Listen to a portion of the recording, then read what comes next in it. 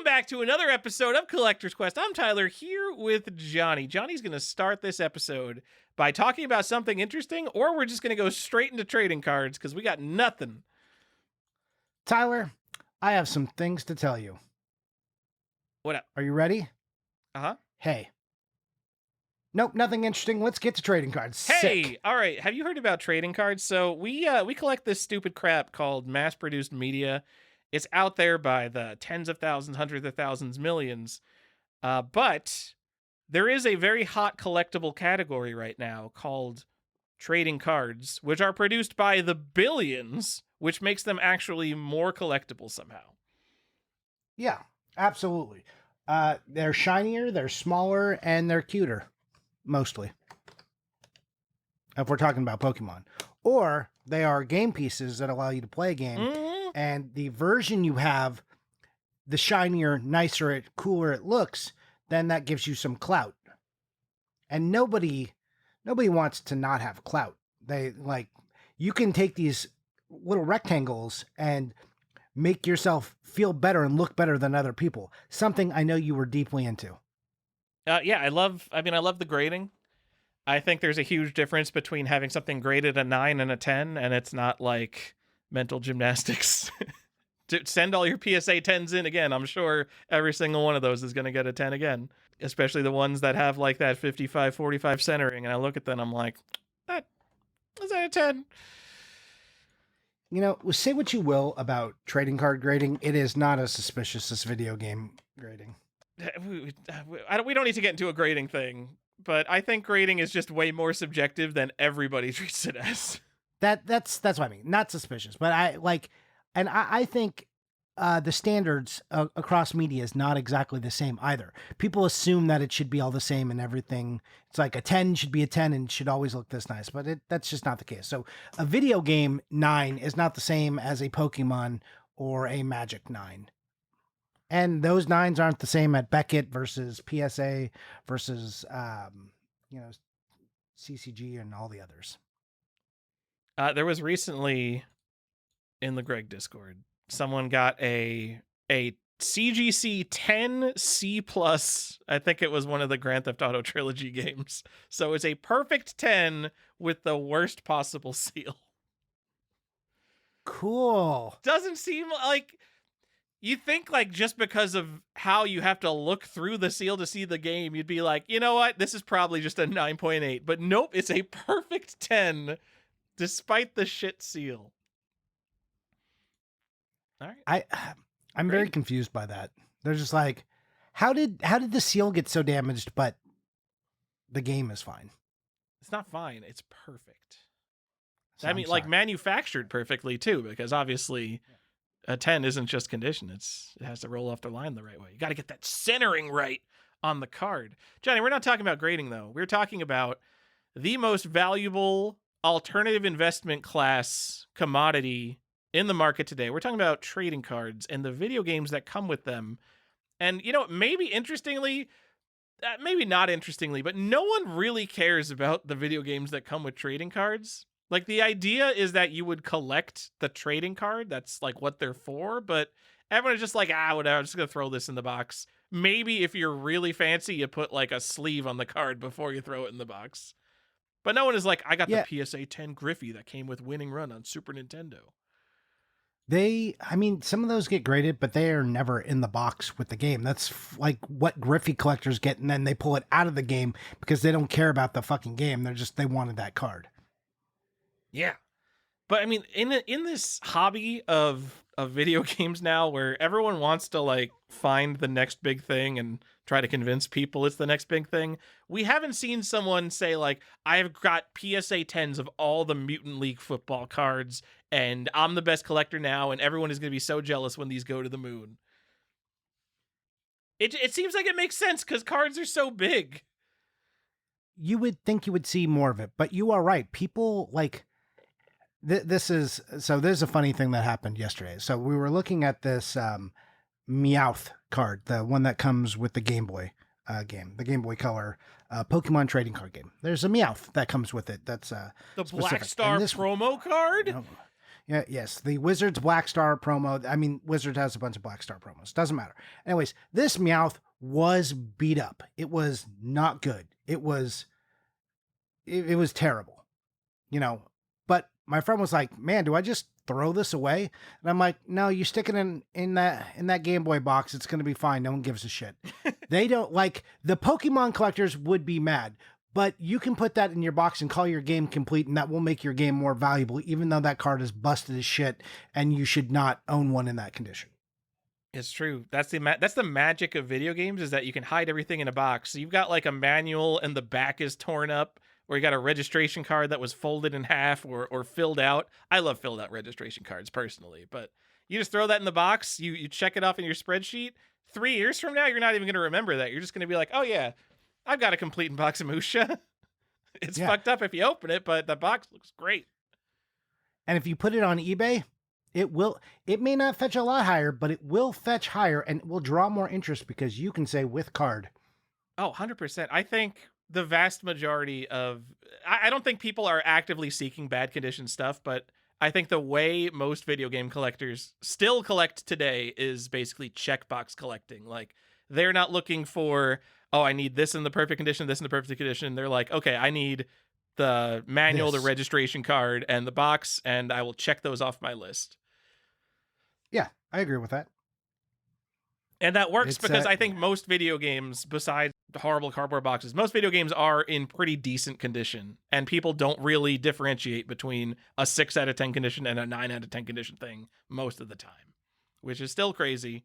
I mean, we've seen as condition matters more and more, and it's wild that in video games, a collectible hobby, that condition hasn't mattered more until like the last couple of years. We've said forever, condition will matter more. Conditional rarity is just going to get more important, and that is the way we are moving. But now, as we're finding out too, it's not like as there are less sealed games to collect. I think people are now like, how complete is your game is starting to matter more and more too, beyond just like, does it have a manual? Does it have a carton? Does it have a box?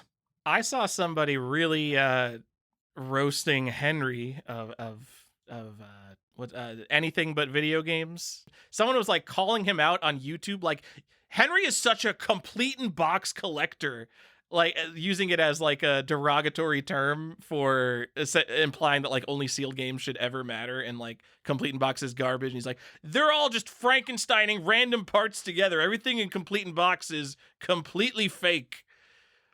I just thought that was really funny. That's pretty funny.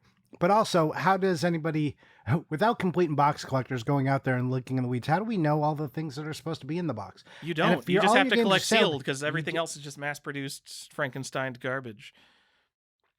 Yeah, sure. I like the contents of video games, which is, look, you know me, I'll slab a comic, a card, keep some stuff sealed. I don't care.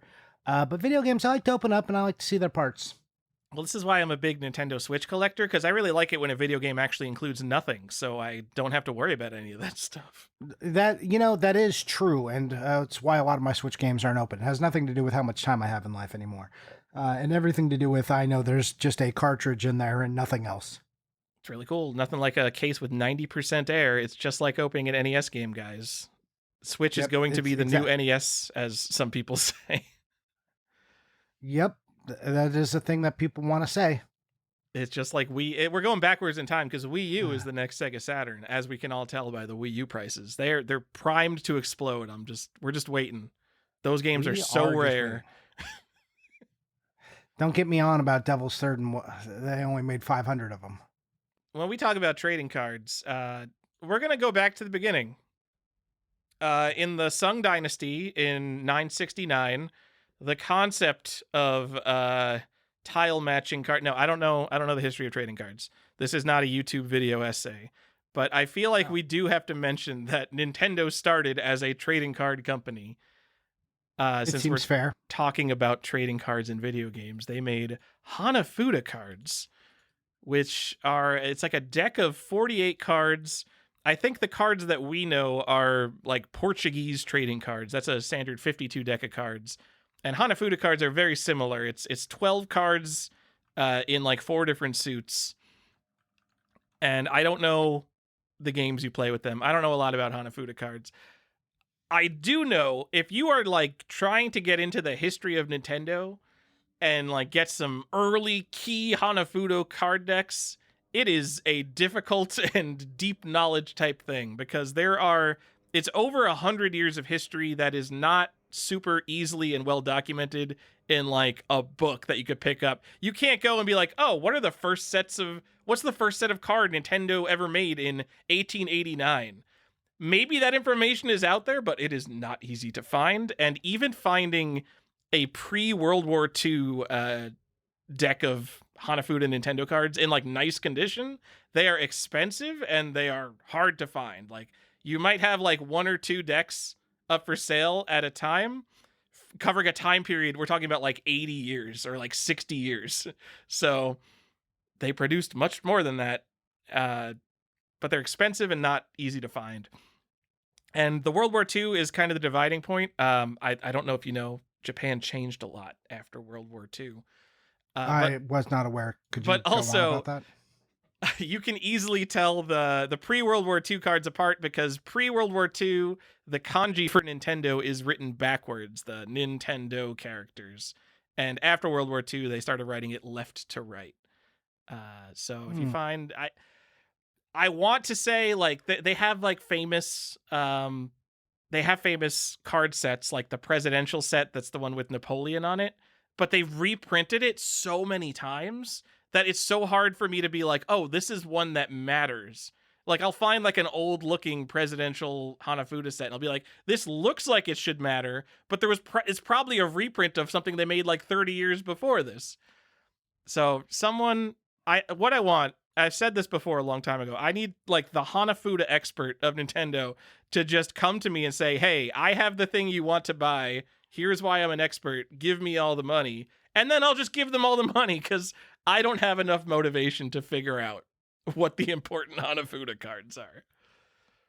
And then when you do that, could you then just tell me about it? Because I don't have the motivation to buy those, but I would like to know about them. Right? Someone write a book. This is prime book writing territory. Like the Before Mario guy, I have to imagine the Before Mario guy is way into the Hanafuda cards. He needs to write a Hanafuda specific book telling us. There has to be a book or like some long YouTube essay about it already. Maybe. I mean, I've seen YouTube videos about like the general history and like this is how the cards kind of change over time. But I want to know, like, this set is important for this reason, and you should pay $5,000 for this set. Because sometimes I just see, like, an old-looking set. It comes in a nice wooden box. Sometimes the older sets, there's a red and a black deck. They're just cosmetic. And sometimes they put both decks into one box. It's like this nice wooden box.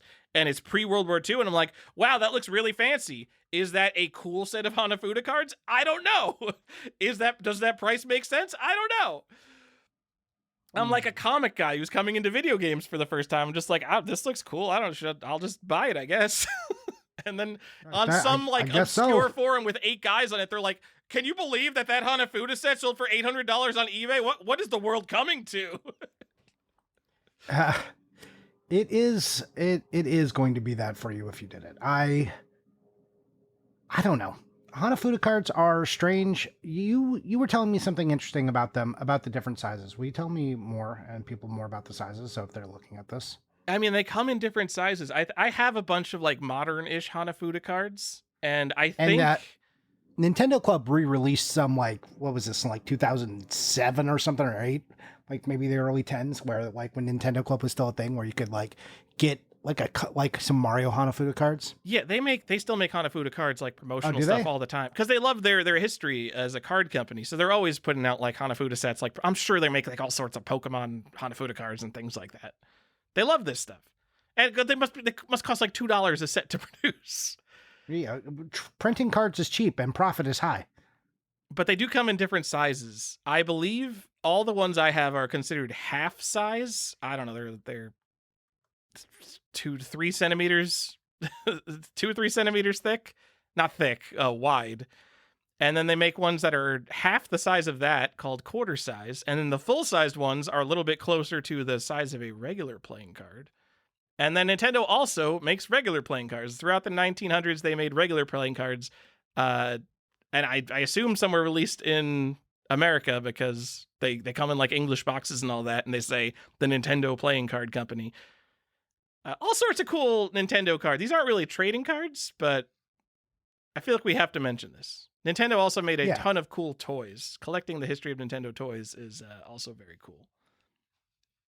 The other thing that's interesting about cards is like people have used cards in all kinds of different ways throughout history, even before, like, you know, Nintendo. Like, you have people out there who collect tarot cards which is still like a big thing, but there are people who collect collectible sets of tarot cards, going back and looking for ancient ones. I don't know how far back those go, but very old. Cards are weird. People love cards, Tyler, and that's why we're doing this episode. They love them. Nintendo loves them, and we love them too, I guess. Enough to do an episode about some. Well, Johnny, now that we've gone back to the year 969 with the Sung Dynasty, that is a real year that is somehow important to playing cards, by the way.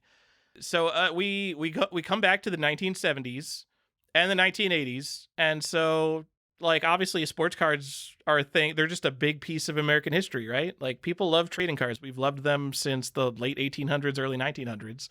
So obviously someone at Atari or Nintendo is going to get the idea, oh yeah, we should throw one of those 1-cent pieces of cardboard into one of our video games, right? Yes. There are, as far as we can tell, no Atari games and no NES games that ever came with a trading card. Which is crazy because Atari was putting whatever they could think of in the box to get people to buy them. I mean, we got wallets, we've got 3D glasses, comics. No one thought we got comics. Yeah, no one ever thought like, oh yeah, a trading card might be cool. Kids love that stupid stuff. And this was like in the 80s when baseball cards were getting like pretty big. You would think that they would have just been like, aha, I got it. Garbage Pail Kids was like a huge thing. Did Garbage Pail Kids start in like 88? Maybe a little sooner, 86? I was born.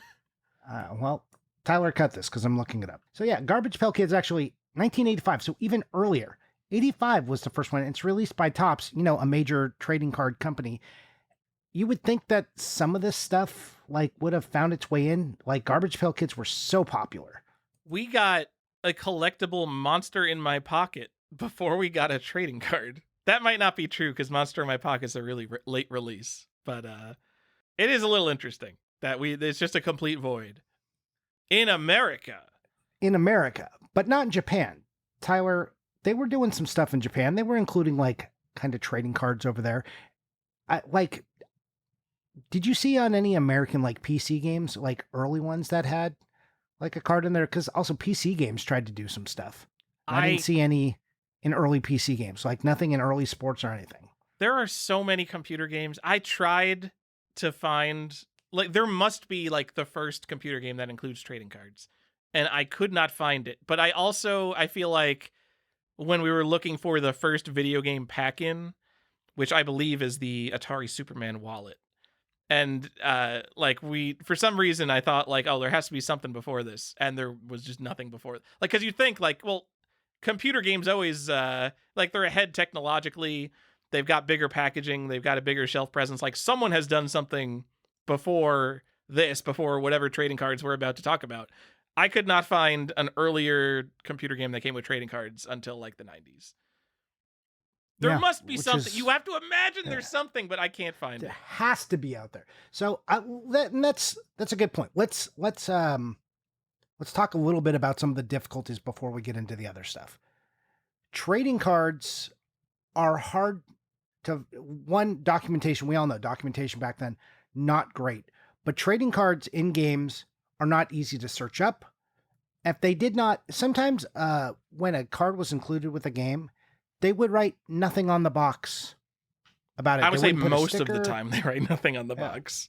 Well, I mean, this like started later, so it became more of a promotional item, but like they were just like, oh, we'll put a sticker on the seal. The minute that game is opened, most of the games opened, or like it was only on the first print seals that mention the card, then that information is just wiped from the game. You can't look at, and you can't go to eBay and look at 1,000 cards and type in card and then see what comes up. Also, if you type in card into a Google search in video games, hey, there's a registration card that comes with most games, or that's just going to dominate the search. Or sometimes people call game cards as a typo, but also you have things like Hue cards and Sega cards.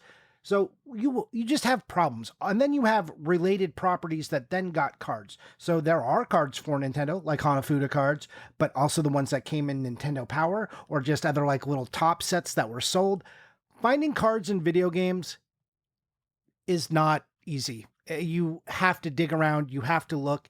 And surprisingly, there are not a lot of great lists out there that mention them, which is kind of why we're tackling this a little bit. I'm digging in a little further, not to everything I've found yet, but that's what we want to talk about. That's some of the caveats. So if you are thinking about cards, whether card was mentioned or not mentioned, whether it was on the seal, sometimes like with Harry Potter and the Sorcerer's Stone, if you look at the GBA version or the PS1 version, it's only in the first print or first couple prints maybe, and also the PC. It's a line of text at the back of the box that's incorporated into just what looks like all the rest of the language on the back of the box. It's one line. And then they just remove that line from the later prints. So you can't even tell it's gone. Anyways, all this to say that finding cards in games is difficult. And that's probably why we don't have better information. So Johnny, I don't actually have I don't have it in front of me, but I know that one of the first video game pack-ins ever was it was a Famicom baseball game that came with a phone card, and I think there are multiple Famicom games that actually come with phone cards. Yeah. I'm not going to consider those trading cards, although No. they are collectible. People are grading Japanese phone cards with PSA all the time. Not a lot of people, but like, guys, what are we doing? No, there are more graded phone cards than you would expect, which is weird. God, if it can fit in a little plastic case, I want it in a little plastic case. What I don't understand is all these people that are into grading like anything they can get their hands on. Why are they not into grading currency? Like, coin collecting is a very well-established hobby with tons of things worth tens of thousands and millions of dollars. Like, it's the perfect thing to get into and spend all your collectible money on, and you get these cool little plastic cases with a piece of metal in them. Why are they not, like, going from cards to coins? It seems like the perfect pipeline, rather than being like, well, we could put phone cards in these cases. Tyler, I want to explore phone cards with you just for a moment, because I don't think people know how deep the well is on phone cards. If you go to eBay and you just look at phone cards, graded phone cards, you will be shocked at how many there are. In the 90s, for all you youngins who didn't know, there were payphones, and a lot of times when you stopped having change around, they made these cards that you could then use, which is kind of like a credit card that you had to like punch the number in so you could actually make a call out of a payphone. A payphone, for those who don't know, was a phone that sat like on the street or on a wall in front of a business that you could put money into to call people because no one had a cell phone, or they just had pagers. And, how else are you going to facilitate getting in contact with someone if you don't have a phone? So, we went through lengths to do this, and payphones were part of the ecosystem for so long. And you may have seen something that looks like payphones. They're called call boxes. They sit on the side of the freeways because people didn't have cell phones in their pockets. So when you broke down freeways, highways, tollways, whatever, wherever you are in the country, and then if you broke down, you would have to walk to one of these, hopefully within a mile of wherever you broke down, because how else would you tell somebody you broke down? You call 1-800-COLLECT and be like, Yeah. "Hey, it's Tyler broke down at the bowling alley." Yeah, and like back in the day was you would see all these collect call commercials. Had a baby, it's a boy. If you guys remember that commercial, if anybody's old enough, this was just part of the culture. So phone cards came around, and now they are collectible. People like them. Could you imagine anybody spending $10,000 on a graded phone card, Tyler? Is there a $10,000 graded phone card? Is it at There least a sure Beckett is. Black Label? I mean, let's be real. It's a PSA 10, and it's Whoa. a Zelda one. Technically, it was a best offer. So it could have been, that number could be anything. But it's a Gem Mint 10 Graded phone cards from PSA. But that's nothing compared to the this is the Japanese Tropical Mega Battle TMB phone card, which features Articuno in a PSA 10, which went for $14,000. That came out in 1999. Well, that one has a Pokemon on it. I mean, let's make exceptions for Pokemon. That's obviously a special thing that will always be worth hundreds of thousands of dollars. Sure. But what about One Piece? One Piece is really popular as people are getting into manga right now, right? So there's a One Piece one that went for $3,000, Tyler, from the year 2000. Cool, good purchase, guys. Oh, well, like, what about Korokorio? That's one that you would think should go for $2,000. Tyler, they are all over the place. There are so many Pokemon. There are like Evangelion phone cards that come there, and there's many Evangelion games in Japan that actually came with cards, not just phone cards. So I don't know why Evangelion was a thing. That's just as I've been doing my research, finding that Evangelion has a lot of cards through their game series in Japan. But there's like visual novel cards. There's like booby cards, Tyler, out there, like Japanese booby card. It's ridiculous.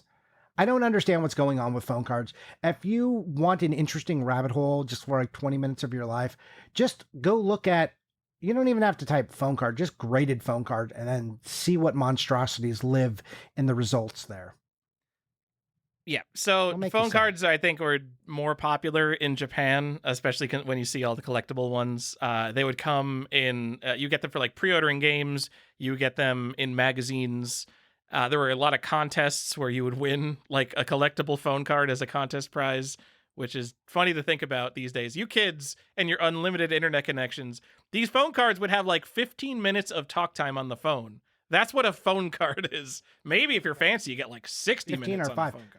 They used to charge you by text, kids. That's what the world used to be like. Oh, you don't even know. A text used to be like 10 cents or something. And you guys are just like talking to each other. I used to be so scared to text somebody because it cost so much money. And I had to make sure to cram as much information as I could into the limited character count because you had like a limit on the amount of characters you could send someone in a text. They say that's one of the age gap things is people who provide bullet text versus paragraph text is a sign of age. Oh my! Because they were in the before time. Also, here's a fun thing: they used to charge for calls across the country. It wasn't all just the same rate. You had things called your phone bill was variable depending on how many minutes you called to a different state. It was that's a thing that could happen to you. Oh yeah. You don't want those long distance charges. You had to get a plan with long distance, and your cell phone, like the early plans, you like, okay, I've got 100 minutes of talk time on my cell phone. Sick. Also, I memorized all my friends' phone numbers because it's not like I had a little phone to store them all in. I just knew my friends' phone numbers off the top of my head. And I only had to memorize 7 digits because we didn't even dial area codes back then. It was all local calls. Yeah. All right, I'm not even that old. I'm 37. Yeah. Well, welcome to this trip down to Collector's Quest is for old people. Now back to talking about trading cards and video games. Tyler. All right. So going back to well, the unless Famicom, you want to tell them about more games with phone cards in America. Forget the phone cards. I'm not counting phone cards. That's its own thing. You get what am I thinking? Mohawk and headphone jack on Super Nintendo and Alone in the Dark on Sega Saturn. 2 key American phone card games right there. Duke Nukem, Time to Kill. Hey. There you go. Another great one. It's almost like you just bought that. Kingsfield has multiple. It has two. Well, Kingsfield has a variant, and they both come with phone cards. The long box on PS1. There's your mini episode on phone cards. Yeah, there you go. There's some phone cards. All right. So we're not talking about those. We're not talking about instructional cards. So like if you look at like Tony La Russa and it's just got like the plays or any of the Madden games that come with like giant cards. We're also not talking about, well, I don't know how I feel about art cards. Are art cards considered trading cards? If someone could call it a lithograph, I'm not going to call it a trading card. Yeah. So if you were in like the trading card size, like the standard baseball card size, when the minute you get bigger than that, I hesitate. That's like you're a postcard, and I'm not really into that. Yeah. So not for this episode, anyways. Johnny, the first I'm going to call it the first significant set of trading cards, maybe the first set of trading cards, probably the first set of trading cards in video games, was in Japan there were 20 Konami games. For, again, you kids who don't know, the gambling company Konami, who makes slot machines, they used to put out really good video games in the 80s and 90s. A lot of people don't remember that. They were beloved. True. Then they figured out they could make money instead of being in the video game industry. There are Way better. 20 Konami games. Most of them are very Japanese games that you don't know about. Sorry. And they each had a set, or most of them had a set of 6 different cards you could get. So you bought the game and you got one card, but there's a set of 6 different cards across 20 games. So there's about 100 of these because not every single game had 6 cards. But think of how difficult it would be to collect these as a kid. Because, you know, in Mutant League Football, when you bought Mutant League Football in the Genesis, at least you got 2 cards. So you could trade away whichever one you didn't like. But this, you only got 1 card, and you had to find 5 other friends who not only bought the game, but got different cards, and then you have something to trade them that is not the card, because you want all the cards. It just seems like a huge hassle. Well, and these, I think they just made as like little toss-ins. I don't know if they made them with the intent of trading. Why would they have a set then? I mean, a toss-in, I could see if you made like a one-of card, but why would you make a set of 6 different cards? But like, did kids even know?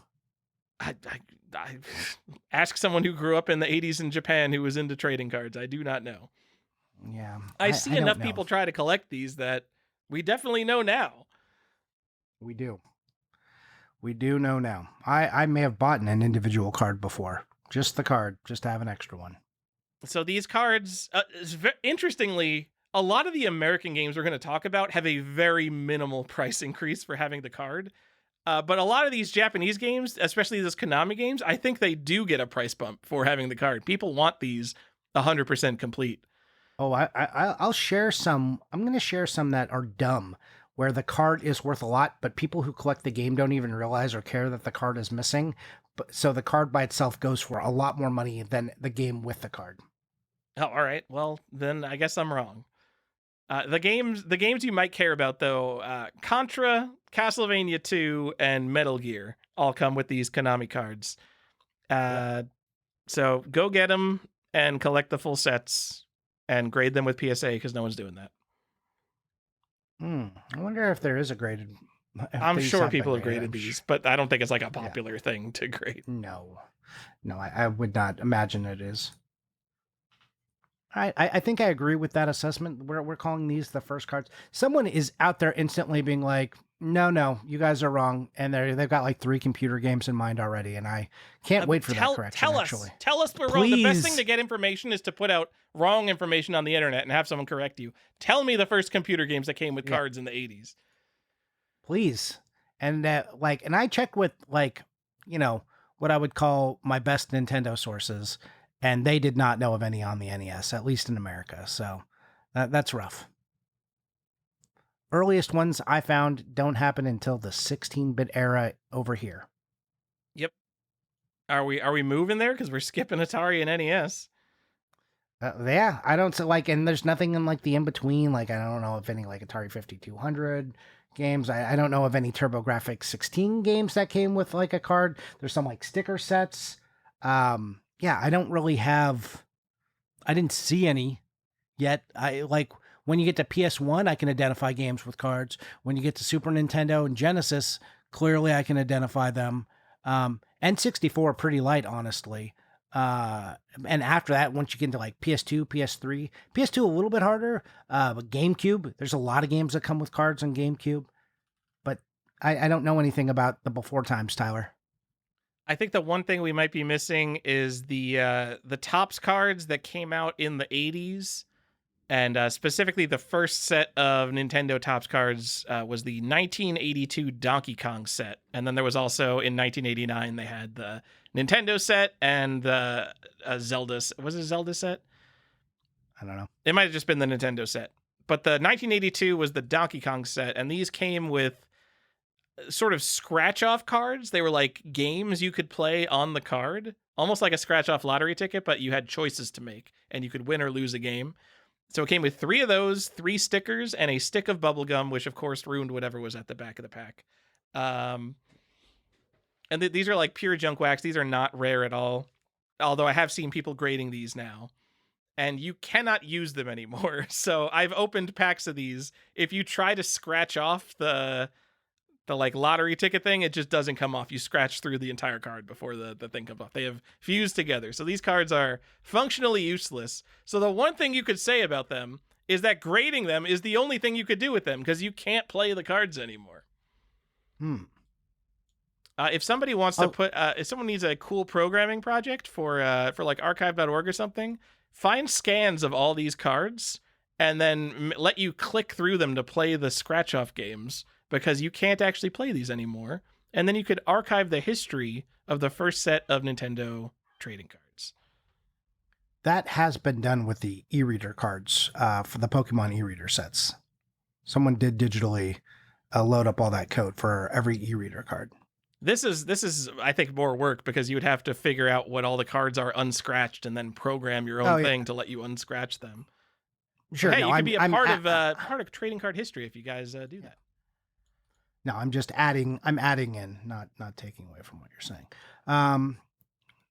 Also, we're not really getting into like. Let me ask you: do you want to bring up any of the Amiibo cards or Animal Crossing cards? Are we not? Those are like functional game pieces, not really trading cards, but they are meant for trading. Yeah, I don't know how to. Animal Crossing cards are definitely trading cards. Okay, I mean, there are so 4 then sets the e-reader cards are all trading cards then. Or do you only consider the Animal Crossing ones trading cards because they came in booster packs? Yeah, the Animal Crossing ones came in randomized booster packs. The e-reader ones are so weird because you bought a booster pack and it was just like the game. There was nothing to trade. Yeah. You can't trade disc card 2 of Excite Bike for card 3 of Clu Clu Land, because then you can't play either game. So there's not really a point in them being cards as much as I love that they are cards. Yeah. Okay. Tyler, you want to, we can get into it. I think Genesis has a richer history of cards than, say, the Super Nintendo. Do you want to take us down that avenue and talk to me about Genesis games that came with cards? I think of the old consoles, Genesis has the most interesting sets of cards. And that's because it came out in the early 90s, and we were crazy about sports cards in the early 90s because you could become a millionaire from getting one of those extremely rare Ken Griffey Jr. rookie cards. Did that come out in the late 80s? I don't care. People were still thinking about that in the 90s. I think Griffey was a rookie in 87, so maybe 88 was his first rookie card, or maybe there's like people had heard Griffey the stories rookie. by the 90s about how that card would make you a millionaire because they probably only printed like 100 of them. And it's not the most graded card of all time. The other thing, just to tack on to what you're saying, that happened in the 90s and some of these Genesis games is TCGs started to be a thing. Yes, there was TCG probably before that, but they started to become more popular, and it was very easy to do cross promotion with your TCG or your just general trading cards, because trading cards were exploding because of sports cards, garbage pail kits, all this stuff. And they were like, oh yeah, we can just toss these cheap things in games.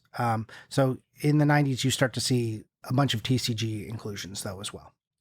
I don't know the history of sports cards, but I know Upper Deck became a thing around then. Upper Deck technically late 80s, but obviously became more popular in the 90s too.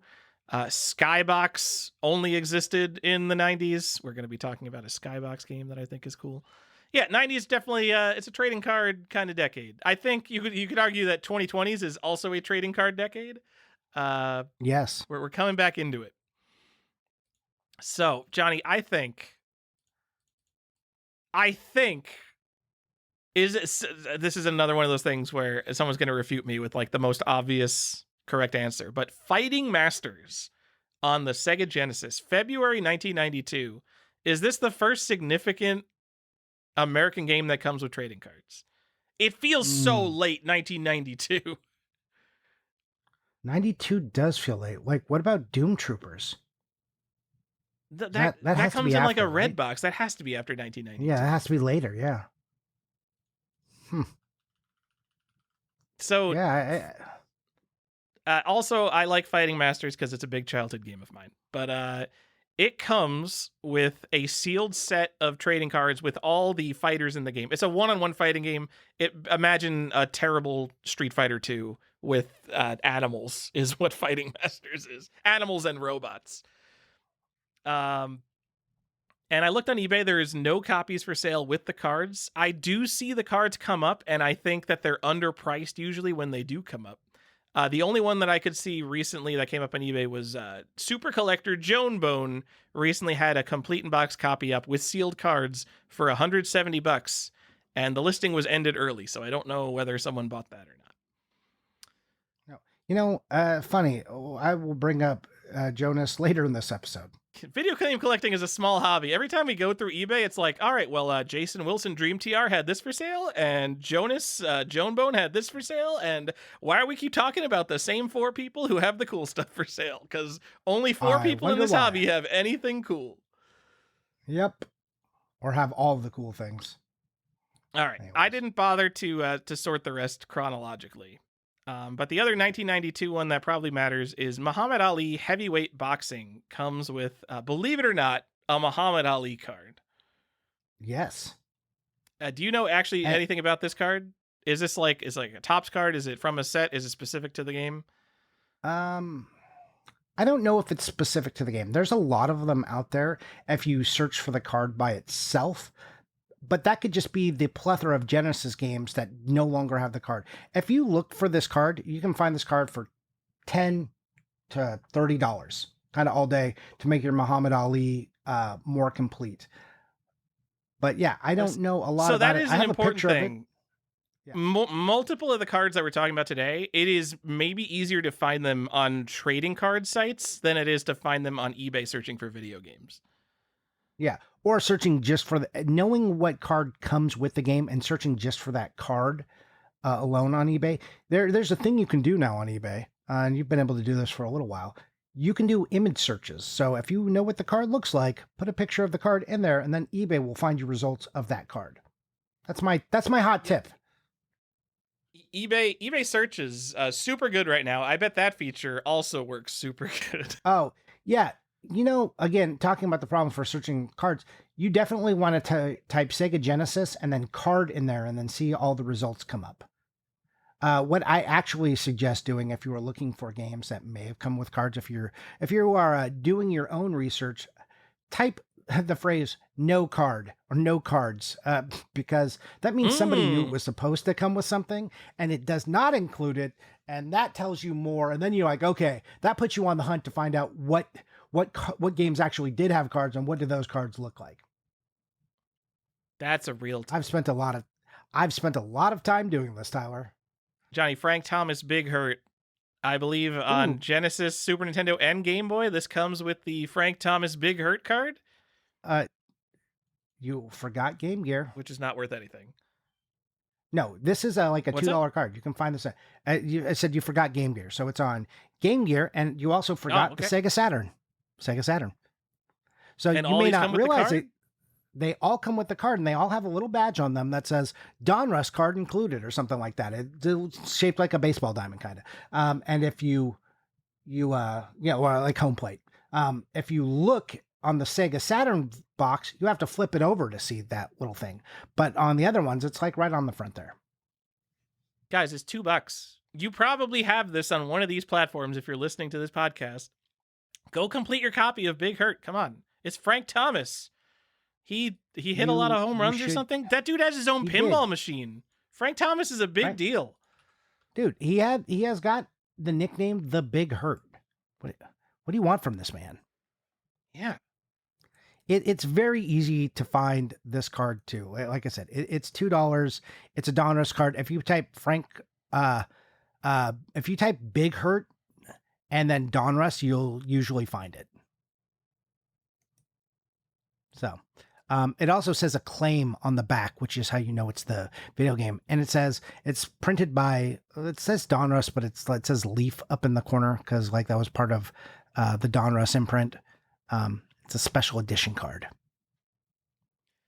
All right. Most of the rest of these came out around 1993. Again, I'm not going to go over all the years for all these, but man, 1993 through 1994, people loved trading cards. let's talk about the unlicensed Genesis video games, which are the Accolade video games, which a lot of people don't even know are unlicensed, but there was a lawsuit about them. They started out unlicensed, and then a lot of them were republished as licensed releases on the Genesis. It's And true. these come with multiple sets of what you could consider trading cards. And so when I'm talking about the Accolade games, Hardball, Star Control, Onslaught, Turrican, Mike Ditka Football, Bubsy, Test Drive the Duel, Winter Games, Hardball 3, Warp Speed, Brett Hull Hockey. There's a bunch of them, and most of the time they come in a thick cardboard box. Yeah, and it's like a computer style box. So like we call it a hard top. And it's just it pulls off like the old computer style boxes, and all the shit was just laying down in the middle. It did have like a cardboard cutout where you put stuff in, and then like the manual and everything would be underneath that. So if you're like, I don't see stuff, and your box is heavy, pull out that cardboard insert and look underneath. Yep. They're really good. Are they the best Genesis boxes, except for the fact that they don't fit nicely into Genesis box protectors? Yeah, I mean, it's the best. They might be the best cardboard boxes just because they maintain they're less likely to get squished. They're more rigid. You can open them without damaging them. They're awesome. Yeah, you're not worried about like, oh my god, I'm gonna put a thumb crease right in the top of this box flap. They do get scratched up pretty easily though, but they are hardy. They exist, unlike some boxes which just turn to dust. So in these games, there's actually a lot of variants of what I see. I don't know exactly what existed. Let me explain. There are two different sizes of cards that these come with. The first size is sort of in between a regular trading card and a postcard. It's a little insert, and it comes with 4 to 7 trading cards that are perforated and folded up in an accordion. And there are at least 2 variants of these. One only has 4 cards, Hardball, Star Control, Onslaught, and Turkin, and one has 7 cards, which also includes Mike Ditka, the Test Drive the Duel, and the games. And the reason you could tell these are different is because you could check the sides of the card to see if a perforation has been torn. So if you see like a set of 4 cards, but one of the sides has like a perforation torn off it, that's just an incomplete set of cards. But if you see 4 cards and both sides aren't perforated on the edges, then that's a complete set of cards.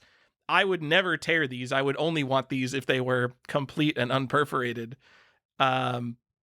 Which I feel like also makes them not super trading cardy. It just makes it like an insert, because I would never want to actually tear these up into individual cards and trade them. Yeah, like what are we talking about? But then when they cut them and then they put them in like a plastic wrapper, then they do become trading cards. I hate these. Well, they don't. So there's also a set of 10 Ballistic Publishing trading cards that are actual trading card size. And these came sealed in a plastic wrapper, and you always got all 10. I don't think there's a variant of these. I think you just always get all 10. And you'll recognize these because the top card is usually Coming Soon, Brett Hull Hockey. So this set was probably also around 1993 to 1994. And I'm just mentioning that because I think some of these games came out in the like earlier 90s than Fighting Masters, but these trading cards definitely didn't come out till 1993 or 1994. But this upsets me. So you will see some of these Accolade games, and they'll come with the full set of 10 cards. So you'll look at a copy of Bubsy, and it'll come with like a sealed pack of all 10 cards. You're like, great, this is definitely complete, perfect, just what I want. And then I will see multiple other copies of Bubsy that just come with the Bubsy card. And then also Bubsy comes with a postcard, like a full-sized Bubsy postcard. And then the copies that only come with the Bubsy card don't have that postcard. So one of 2 things happened. Either there's a later print of Bubsy that only includes the Bubsy card instead of and doesn't have the postcard. They're basically cheaping out, including less components. Or somebody got the full set of 10 Accolade cards, the Ballistic Publishing cards, and they split them up and included 1 per game, which is way more annoying. Yeah. Also, the Bubsy card feels more frequent. And the Bubsy card feels more frequent. I want to say that there's a later print of Bubsy that only includes the Bubsy card, because we should be seeing a bunch of hardballs that only include a hardball card, or a bunch of warp speeds that only include a warp speed card, or a bunch of like onslaughts that only include an onslaught card. But I don't see that as much as I see Bubsies that only include the Bubsy card. But there's a fucking warp speed on eBay that has just the warp speed card. The small warp speed card, not the big warp speed card. So what the hell is that about? And there's a hardball, or there's a Turrican that only has a single hardball card in it. What the hell is that about? I think people get lots of stuff. They buy a box of, say, manuals or something that has a bunch of extra inserts, and they're just like assembling shit together, and they're like, I'll just put this card in there. That'll help me advertise the game. Who is putting a hardball card in their Turrican? I could understand if they had a Turrican card. Oh, it drives me nuts. But they're like, I know that hardball is a Genesis game, and I only have this one Genesis game. This thing goes with this. Also, all these Ballistic Publishing accolade cards that we're talking about right now, they like worthless. You could find like random complete accolade games with these cards for like $18 shipped. Either set of cards, honestly. There's a set of the 10 accolade cards, like $8 in Canada right now. Like, ridiculous. People do not care about Genesis at all. Also, I think Warp Speed, big childhood game of mine. I do love Warp Speed. And like one of the really more obscure, uncommon Genesis games, I think it wasn't a rental exclusive. It might have been, I don't know. But it's one of these games that is kind of like, every time you find it, it's in rental condition, missing a manual, has weird stickers on the box and cartridge. Very hard to find sealed. And I remember like even just finding a Warp Speed manual maybe 10 years ago used to be like kind of hard. And now like it's all over eBay. You can get a complete Warp Speed, no problem. There's a sealed Warp Speed if you want to spend $1,400 on it. No one wants Sega Genesis. Sega Genesis is dead. All these inserts are worthless, and sell your copy now before it goes to zero. But do go out and buy that Elephant Mario card. A solid investment. Oh, we're talking about trading card? That's a serious trading card. Can we get a price one update on Elephant Mario? We can. Go ahead. Tell me what the price on Elephant Mario is. Did it slip down from 600 or 700 last time we checked in on it? I thought we were at like 300 on it. Maybe it was 600. Elephant Mario number 770 of 1000. Buy it now for $385. Oh, an auction for $330. Oh my God, guys. Elephant Mario is crashing. Unless you have a PSA 10, you better just throw out your Elephant Mario. PSA 10 still sold for $1,500. People love the P Sports Authenticator. What does PSA stand for? What does the P stand for? We are good collectors, Johnny. Oh my God. P Sports Authentication. That's what it stands for. Perfect. Yep. All right. Let's keep going. Public. No, not public. What is it? Johnny, it's the prostate specific antigen, according to Google. Professional Sports Authenticator. That's what we got. They're professional. They're good at it. Professional Sports Authenticator, PSA. Guys, everybody looking at your cards, everyone who's studying your cards, they spend 5 minutes per card, by the way. They're all paid $250,000, and they're all experts in the field that they're doing. It's definitely not a guy getting paid $14 an hour to say like, 8, 9, 8, 9. I thought you weren't going in on grading. I'm going in on grading. Okay. Yeah, it's why we don't know what PSA stands for, because they grade more than sports cards now. So they don't want to bring up Professional Sports Authenticator. That would hurt them. You wouldn't want to send your Pokemon to a sports person. You want to send it to someone who knows about Pokemons. So I think that ship is sealed. I think people just see PSA. That's the one. Well, that's what I'm saying. They are not branding themselves as Professional Sports Authenticator anymore. They're just like, we're PSA collectible grading service. They don't want to talk about what the PSA stands for. That's legacy branding material and is dead now. All right. I think all those Accolade and Ballistic Publishing cards are kind of interesting. So let's move on to a couple uninteresting ones before we get back to an interesting one. Okay. Sonic the Hedgehog 3 has Are you sure about this? I know the card exists. I just don't think it comes with this game. It absolutely comes with the game. It's a cool never- kids know it's not right to fight. And then I think Tails and Knuckles are saying, keep your wits, choose to split. It's an anti-fighting trading card with Yep. Sonic on it. It's foil. I'm almost positive this came with Sonic 3. Do not tell me this didn't come with Sonic 3. I thought it came with Sonic R. Did it come with Sonic R? But those are... Or Sonic Jam. Maybe it was Did it Sonic come with Jam. Sonic Jam? It was 1997? Oh my god, am I wrong about this? Yeah. I think I got this from the Genesis spreadsheet. Yeah, gonna be wrong. So what did it come with? Sonic Jam. Sonic Jam? Yeah. Hold on. Let's do the classic Sonic Jam card search on eBay. Sonic Jam no card. Oh my god, it did come with Sonic Jam. I'm gonna go complain to the Genesis thread. Yeah. If only we knew anybody who knew anything about Genesis on this podcast, both you and I. All right, guys. Hey, there's another cool thing. It's the Sonic Jam trading card. Cool kids know it's not right to fight. And that's like an expensive game, and you could complete your copy for like $10, $20 if you get this card. So go get that card. You also want the mail-in coupon for that comes with. There's like an order form for Sonic Jam. It's like Get a mail-in coupon for $10 something. back on 2 select Sega Saturn games. Yeah. Go get it.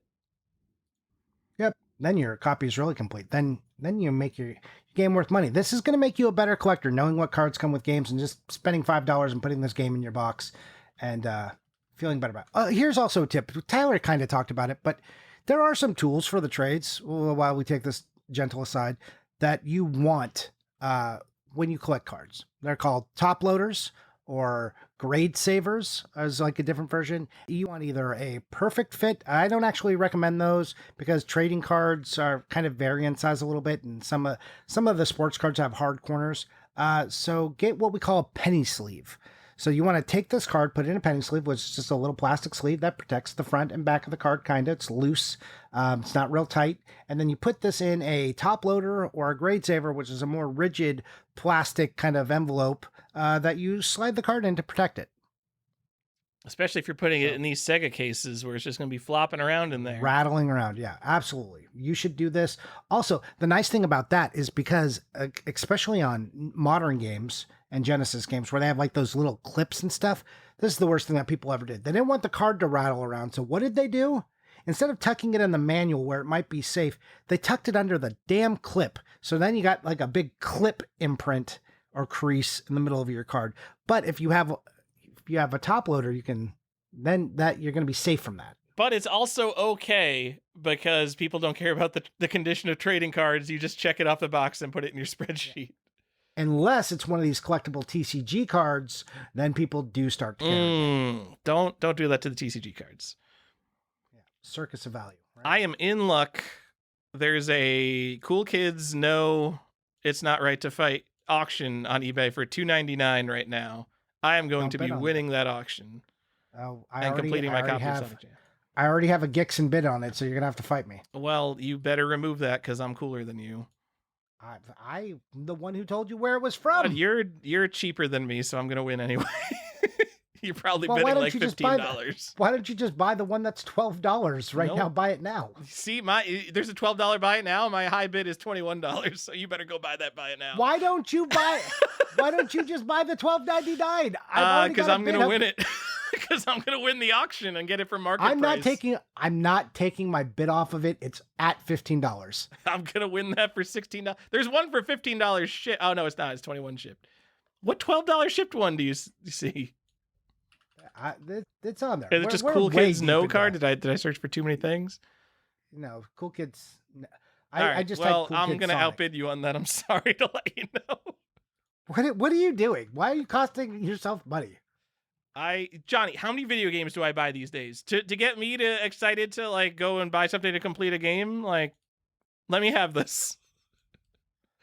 I buy like one thing a month now. All right, for you. Okay, I will retract my bid. I will go to Gixxon and I will audit it. God, maniac. You're just like, nope. I'm doing this. You're crazy. NBA Jam, Johnny. It includes a sealed pack of 3 cards in there. It's the NBA Jam Session 93 to 94 cards. I believe they are worthless. But that's a pretty beloved game, so you should go get that. And I think there's multiple, that's a whole set of cards you can get, so you could probably just go pick up 3 of those cards. Maybe. So there is, NBA Jam Session is a Fleer set of cards. So I guess, and they're like weird size too. They're like too tall.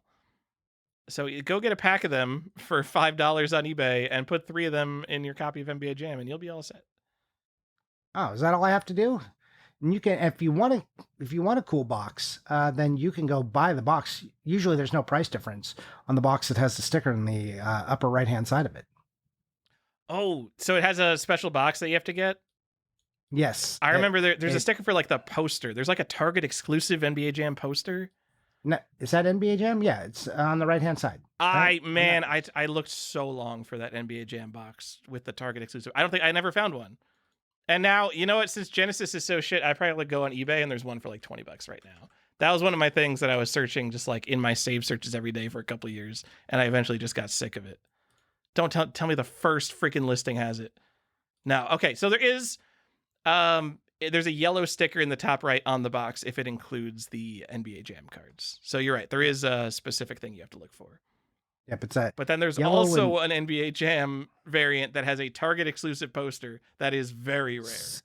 Somebody just sold one of those or something, or was looking for one on Video Game Sage. I can't remember. I was looking into these and I was like, what is this? Oh, yeah. Yep. And I, something that I searched for forever and never found. So yeah, they probably like traded it for like $70 or something. Like, well, because it's also on Super Nintendo. That's the reason I was looking at. Oh yeah, I remember. I was talking to OGCIB, another frequent person we talk about because they've got everything. Yeah, we're talking about this stupid variant that's got the poster, and like because I have a save search for the poster, hoping that one day the poster comes up because the game comes with a poster, but this is like a special poster that you can get. And I was fishing around to find like what exactly the poster looks like. So hopefully that one day if someone just puts one up, I can buy it.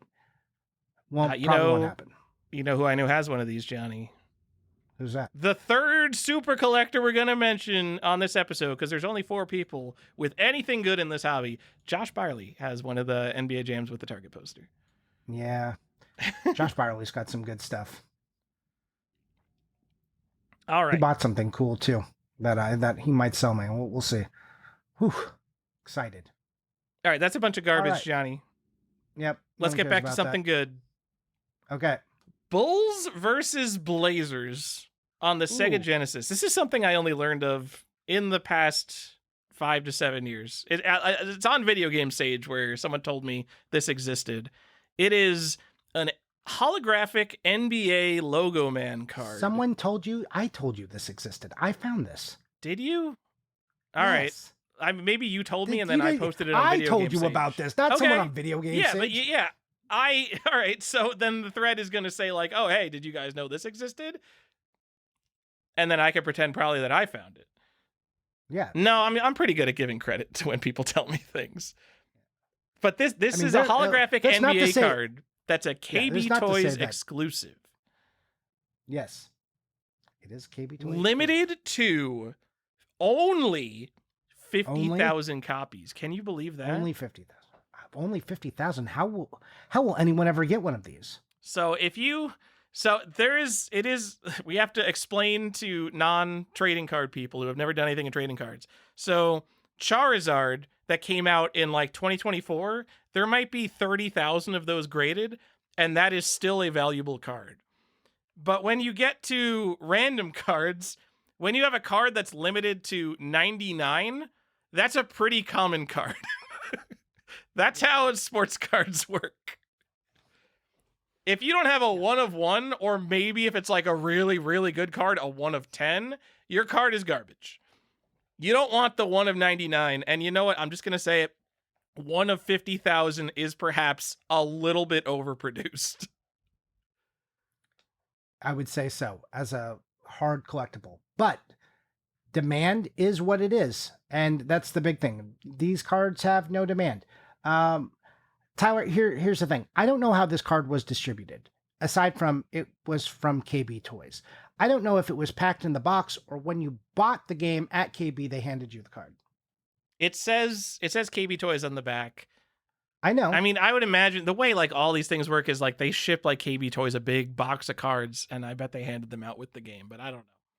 Well, the other thing that was about KB is not like a tier 1 reseller on all of their stuff. So that's why KB had like a lot of weird pack-ins that you'd sometimes see, because they would buy from wholesalers or like not third-party distributors, but when you have something that's of less quality or truckload of shit that didn't sell, sometimes they will go off and sit in warehouses, and they will go to like a consolidator who will then take it to KB will take like called second quality seconds or thirds, and they will sell them. That's why a lot of their stuff always looked beat up, also because they just didn't give a shit and let everything fall on the ground. But because they were one of these types of retailers that didn't always take initial first party goods or first tier goods, you would get like weird games packed in with like a movie, because a consolidator would be like, I have this movie, I have this game, let me bundle them together, because like when they left the factory, they weren't like that. These consolidators will then bundle them, put a new UPC on it,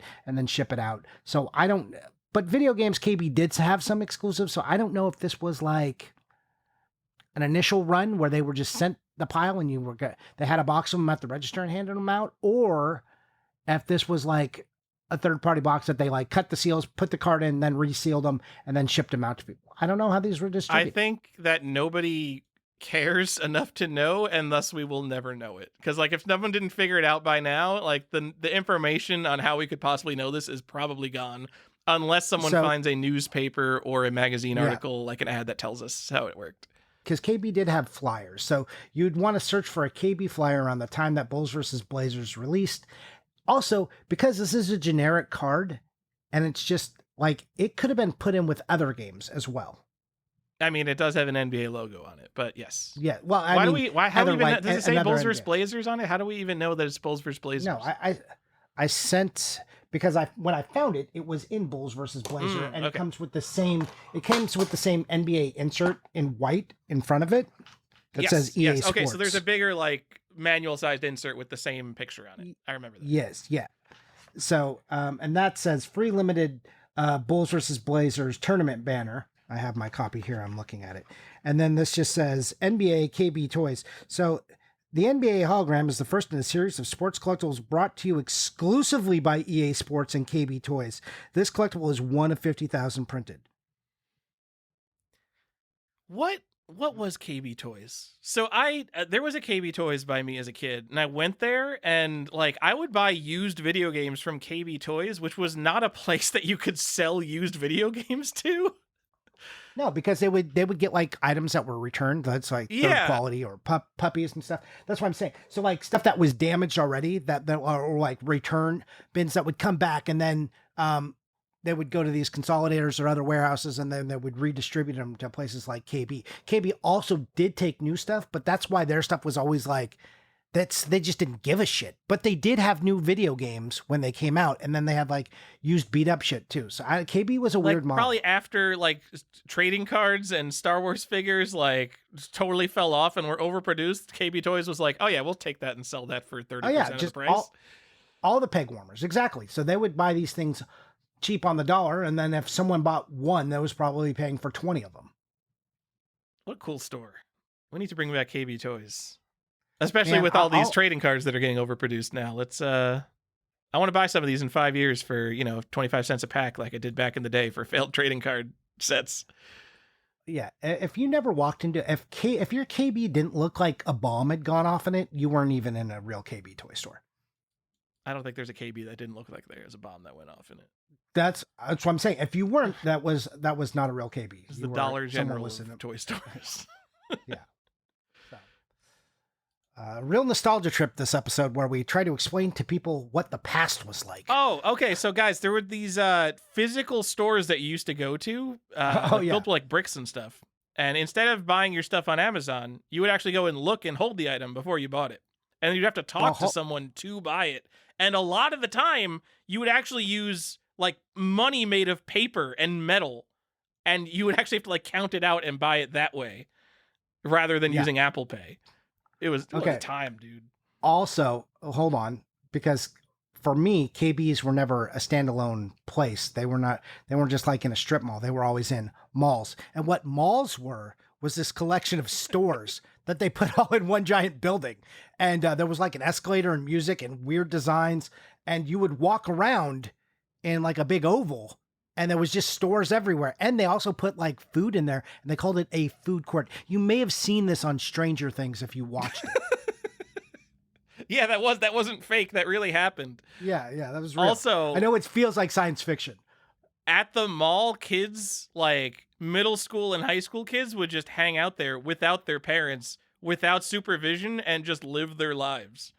And no one called the cops or Child Protective Services. Yeah, if you've ever seen the documentary Mallrats, it was about that culture. Yeah, again, not fiction. Yeah. Johnny, all right, here we go. Let's get through these Genesis games, because I know you have a lot more you want to talk about. It's okay. RBI Baseball 93. This is a really easy one. It comes with 3 random Topps 1988 cards.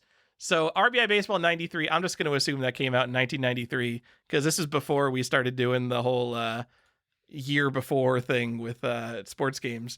They had literal 1988 junk wax, and they were giving you 5-year-old trading cards with the game, which I think is so funny.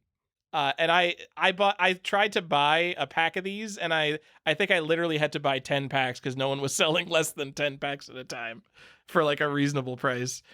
Worthless cards. You could just get a pack and put 3 random cards in it.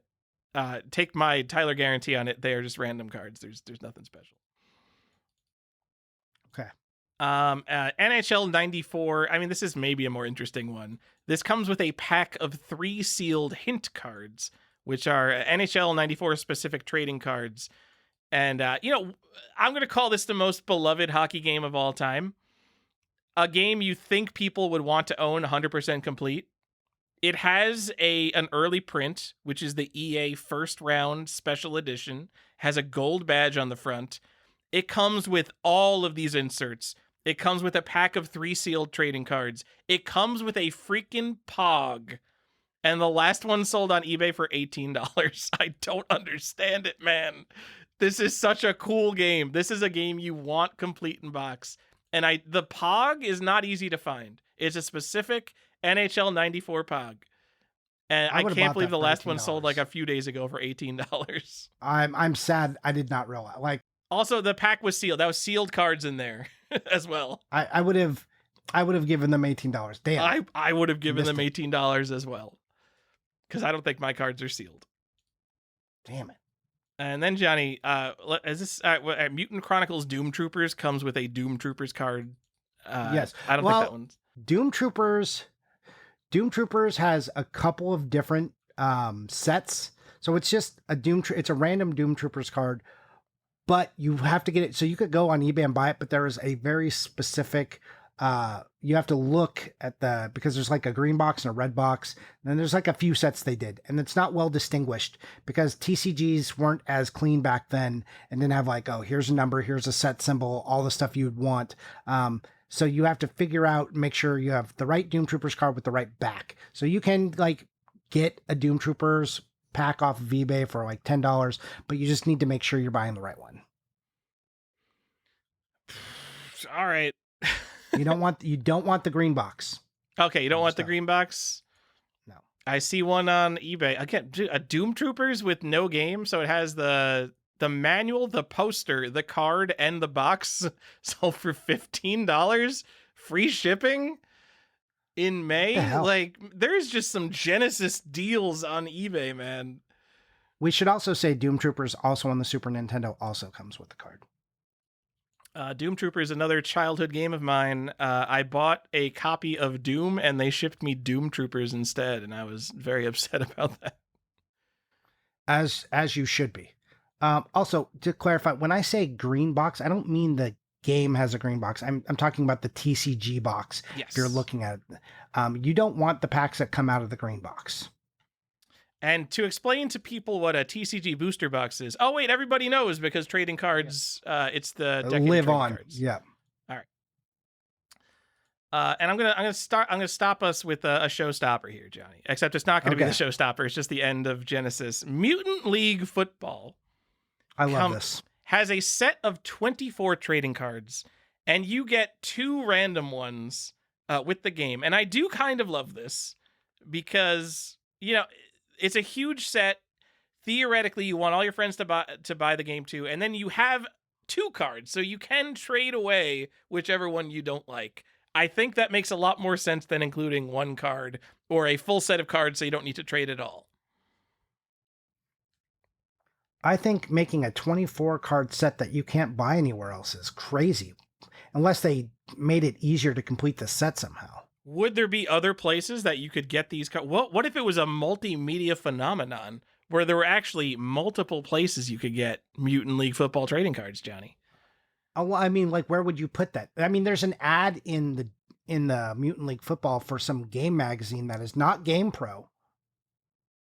Is it Game Players? Maybe there's a Game Players issue that has these too, Johnny. Yeah, maybe. But there is a Game Pro magazine, and the cards are all labeled Game Pro. They are. These are the Game Pro Mutant League Football cards. So if you buy a Game Pro magazine, I mean, Tyler, clearly there would only be one issue that these came out. Well, right? So this is the weird thing. So when Mutant League Football came out, Johnny, it was May 1993, and you open up that issue of Game Pro magazine, and there's a set of 12 uncut cards in there. And I don't actually know, I couldn't tell from the pictures. These did not look perforated to me. Did you literally have to cut these yourself? I don't know. I would not be surprised. I've seen some wacky trading cards from the 90s. But it is an uncut sheet of cards, folded in half, so it's kind of like 6 and 6. It looks like 6 cards, but it is, you unfold it to 12. Yeah, like, these were distributed like in multiple countries. So I wonder if the distribution model was the same elsewhere. Like, was Game Pro going to other countries? Because, like, the sticker or the cards weren't on, like, the Japanese copy of Mutant League Football. I'm just going to say I don't care about other countries. In my American-centric brain, who we can't point to Cambodia or Croatia on a map, I don't care about other countries when it comes to freaking Mutant League American football. I understand, but it's just weird, right? So, like, there's a promo there. Okay, so there's a Mutant League promo card out there that has, like, a free Mutant League football baseball cap, and it's wrapped in its own, like, little paper sleeve around it. And this is, like, some weird promo that someone's asking $300. Where did this one come from? Why? Mutant League football cards were not just for the game. They were out there. The Game Pro has 12 cards in it. And then you were, completing the set through the game otherwise? So you had to get 12 other cards via the game or some weird promo? Well, Johnny, EB Games distributed Mutant League football cards in a exclusive sealed pack of 10 cards. Oh. And I don't know how you actually got these. Presumably, if you pre-ordered the game or bought the game from EB, they would give you this pack of cards as well. Or more likely, the managers were sent these cards, and they're like, what the fuck am I going to do with these cards? And they gave them out randomly. Also, because only 11 people came to buy Mutant League football. Mutant League Football also had toys. I have not looked into the full history of toys, but I feel like this is one of these cards could have been slid into one of these toys, one of the blister packs. But I don't know that for sure. Wait, hold on. Is there a card on the front of this? No, it just looks like the card on the front of it. Anyways, Mutant League Football apparently was a bigger brand than I ever gave it credit for because it had cross-promotional with game magazines. It had its own toys. What was going on with Mutant League Football? I did not know it was that big.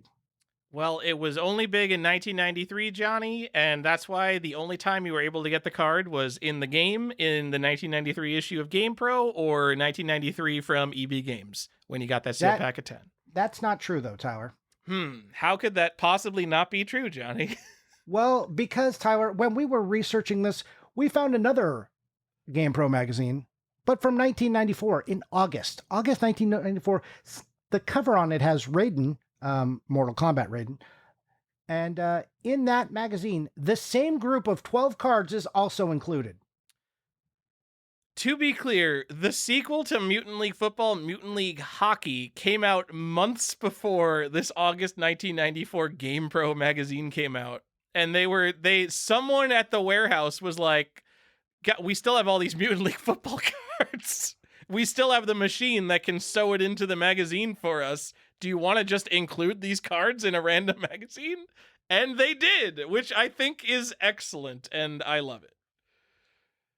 And you can buy these magazines for like $100 or maybe less on eBay. I mean, there's one for $35. Yep.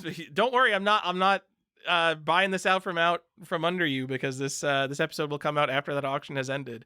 I think $35 for 12 Mutant League Football cards is a fine price. But these are going to be the most common Mutant League Football cards because it's always the same set. I don't know. You could also buy the full set. Someone has a full set in Australia for $70, which I also feel like is a fine price. Like, literally, if you just bought 12 copies of Mutant League Football and put 2 random cards into each game, you would make more than your money back by selling complete copies of the game. We should be better at profiteering. I mean, that's actual work. That's not profiteering. That's just putting the cards back where they belong. No, Tyler. There are lazy people out there who, I'm one of them. I don't buy games that aren't 100% complete. Or if I do, I want to be able to buy all the components at once. So if I'm buying a game without a manual, I'm buying the manual in the same cart. And then people put a premium, like, oh, you've already done the work for me and sorted out all these cards. Like, perfect. I'm going to give you a $50 premium for that. Okay, you say so. Johnny, that's all the Genesis stuff, mostly from 1993. What a console, what a year for trading cards. And there are no trading card games outside of that, especially on modern consoles. That would be crazy. Yeah, that would be crazy. Oh no, Tyler, I'm looking at your list of your Airtable of games that came with trading cards, and it's 91 entries long, and you haven't even included Genesis in that yet. I haven't included Genesis, and I haven't included GameCube, really, which GameCube has a lot. So, oh no! I am not doing this whole list. I'm just going to pick out some which I feel like illustrate what's going on in trading cards and where you can find them. First off, I would be remiss if I did not mention the biggest and most prolific includer of trading cards for any game series, Yu-Gi-Oh! Yu-Gi-Oh! Always has trading cards going back to PS1. So the first Yu-Gi-Oh! Game on PS1 has trading cards, but it's only in the premium edition one. It's like the special edition version has it not. It's Forbidden Memories, by the way, which you've all seen. Also, on the Game Boy Color, which I want to talk about too. So Yu-Gi-Oh! Gated for whatever reason the cards on PlayStation under the premium edition. In the Game Boy Color, they included 3 cards, and it's crazy. It's Dark Duel Stories for that one. And you can get one of 3 different cards in there, but they reprinted it. And the original print run had the bangers, had the cards that are worth money. Yu-Gi-Oh! Collectors are still after these. We're talking, if you know anything about Yu-Gi-Oh!, you've heard of Blue Eyes White Dragon, and that's included.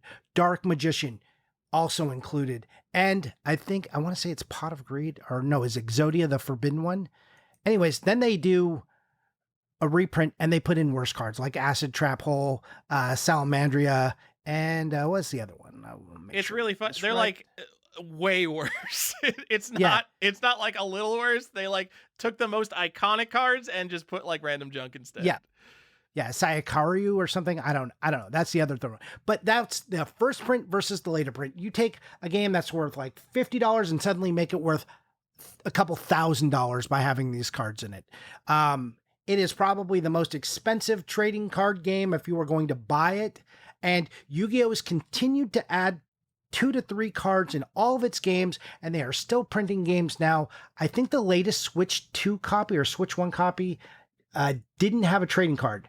And I think that's like the first time in a long time that they didn't. But we're talking connecting old Game Boy Color to new Yu-Gi-Oh! TCG cards. So if you want, there are a ton of Yu-Gi-Oh! Cards. I'm not going through all of them here. I've been trying to document all of them because here's the thing. People buy the Yu-Gi-Oh! Players or collectors buy the game for the cards, take the cards out of the game, and throw away the box. Other things that happen that make trading cards hard just in the retail process. Game gets sold to GameStop, all the guts go out. Game went to a retail store, all the guts come out.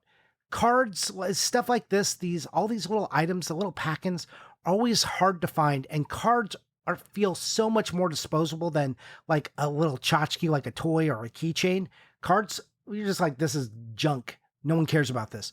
Much more likely to go in the trash. So I feel the opposite because I feel like I get a little toy. I'm like, what am I going to do with this? And if I get a card, it's like, oh, I can just throw this in the manual. I understand where you're coming from there, but I think moms and stuff, and they're just like, no, these are like this, like you get the like. I mean, some kid is going to leave it on the kitchen counter and then it disappears forever. Yeah. Yeah. Like also the precaution manual and stuff, like, people would just take that stuff and throw it away. If it had like an ad for some movie, they're like, this is advertising material, let's throw these away, which cards typically are, where a toy is like a physical object that doesn't feel, it feels for some reason more permanent, even though the card is probably more valuable than that keychain by a good deal. Anyways, Yu-Gi-Oh! So look for all the Yu-Gi-Oh! Games because they have cards. Are you excited? I'm not, but I know that Gen Z is. I could not give less of a shit about Yu-Gi-Oh! So Ken Griffey on the Super Nintendo Winning Run also came with a Ken Griffey card. So Ken Griffey, let me get both Ken Griffey titles exactly right. They both come with cards, and they're on the Super Nintendo. However, versions of this game, not like on the Game Boy, Ken Griffey Major League Baseball and Winning Run. Winning Run is on the Game Boy Color. Major League Baseball is on the Game Boy. Those don't come with cards, not that I know of. But both Winning Run and the other one, Major League Baseball, come with cards, different cards on the Super Nintendo. So that's the sports card tie. These aren't expensive cards either. You can get these for between like $2 and $10. So if you've got a Griffey out there without a card, go put it in there. Go find the card. It's like you can still find complete examples on eBay. It's not that hard. But if you already have a copy, just go look for the card. Like I said, do the reverse image search or just get the number of the card, put it in there, and go complete your games. I think that's an important one. All right. So I'm gonna move us up to PS1 again. PS1 has some expensive cards in it. So aside from the Yu-Gi-Oh cards, there are 2 Digimon games on the PS1 that have cards. And here's a tip for finding games that come with cards. Look for a TCG that also has a video game, and a lot of times that will have it. So it's Digimon Digital Card Battle and Digimon, what is the other one? Oh my God, do I not have it on here? Digimon World 1.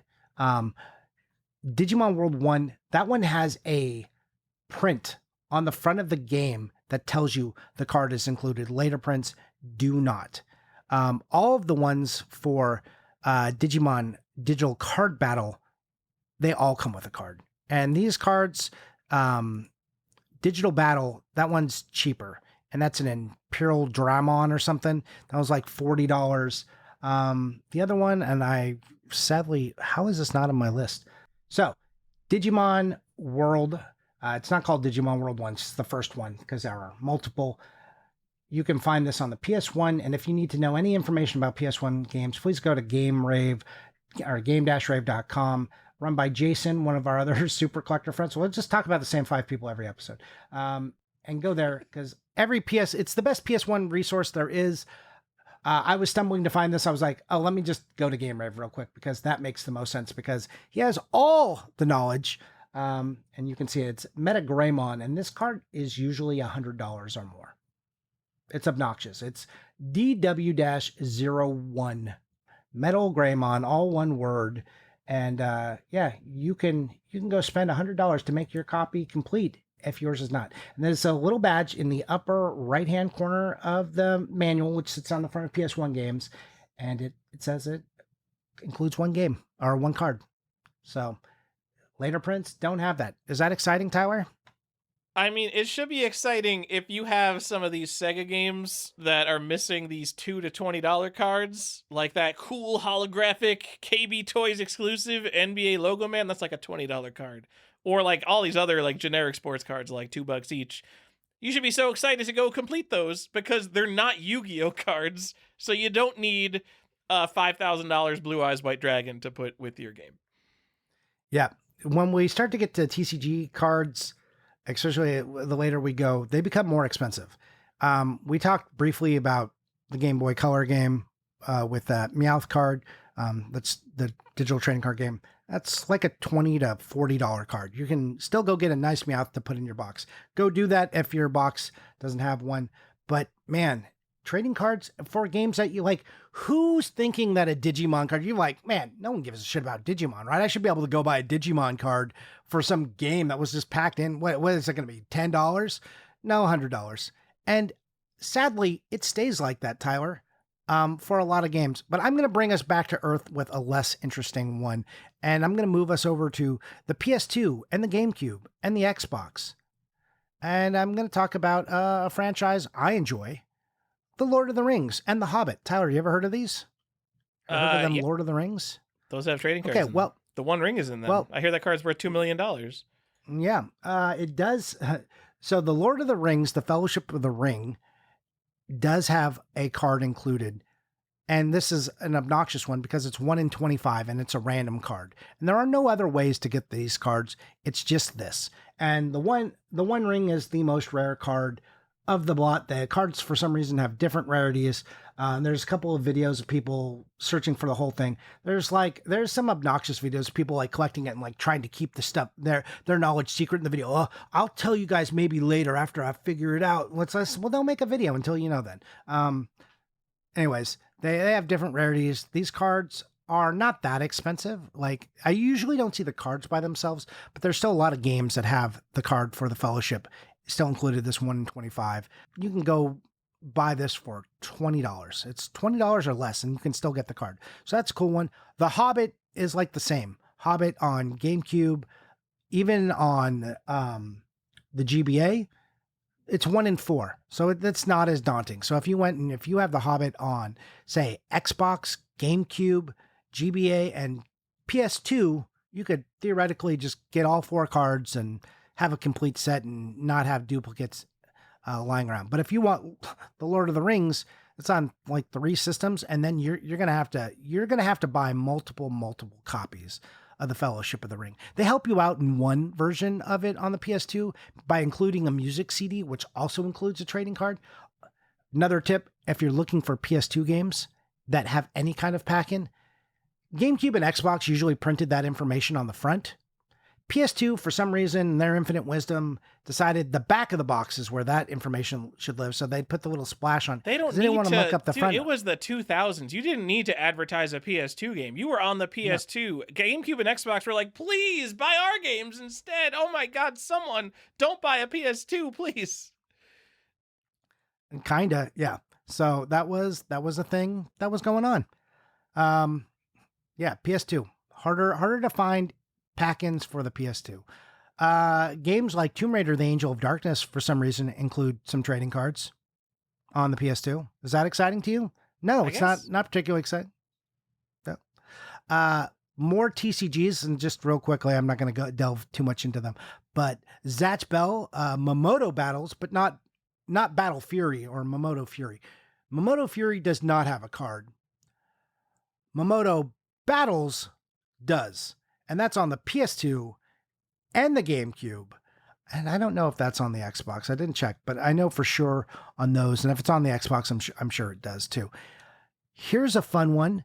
Teen Titans on the GameCube, PS2, and also Xbox has a little card that talks about the Teen Titans TCG. I have not seen any advertisement that tells you why that card is included. The card is just in the game. And it's not an expensive card. It's like a $5 card. So you can go get that. That's cool, right? That's pretty cool. Wants that? I don't know about that. So I'm going to talk about a franchise now, which people do actually care about. The Simpsons. People like The Simpsons, and people like Simpsons Hit and Run. That's on the PS2, the Xbox, the GameCube, and the PC. And all of them have a variant, which includes a trading card. And it has a nice little badge on the front of the box, a little like sticker, except on the PS2, it's on the back. And it includes a card. And very, very meta of them. Which card, if you were going to pick a Simpsons character card for their TCG to put in this box, do you think is in there? Comic book guy. Ooh, good guess. Kind of yes and kind of no. It's the comic book guy dressed up as the collector. Oh, okay. I don't know what the collector is. It's just him in costume. So anyways, that's good. They put him in there. It's a meta joke, very Simpsons kind of joke that they put the comic guy as the collector doing a collecting thing. Funny. I enjoy that.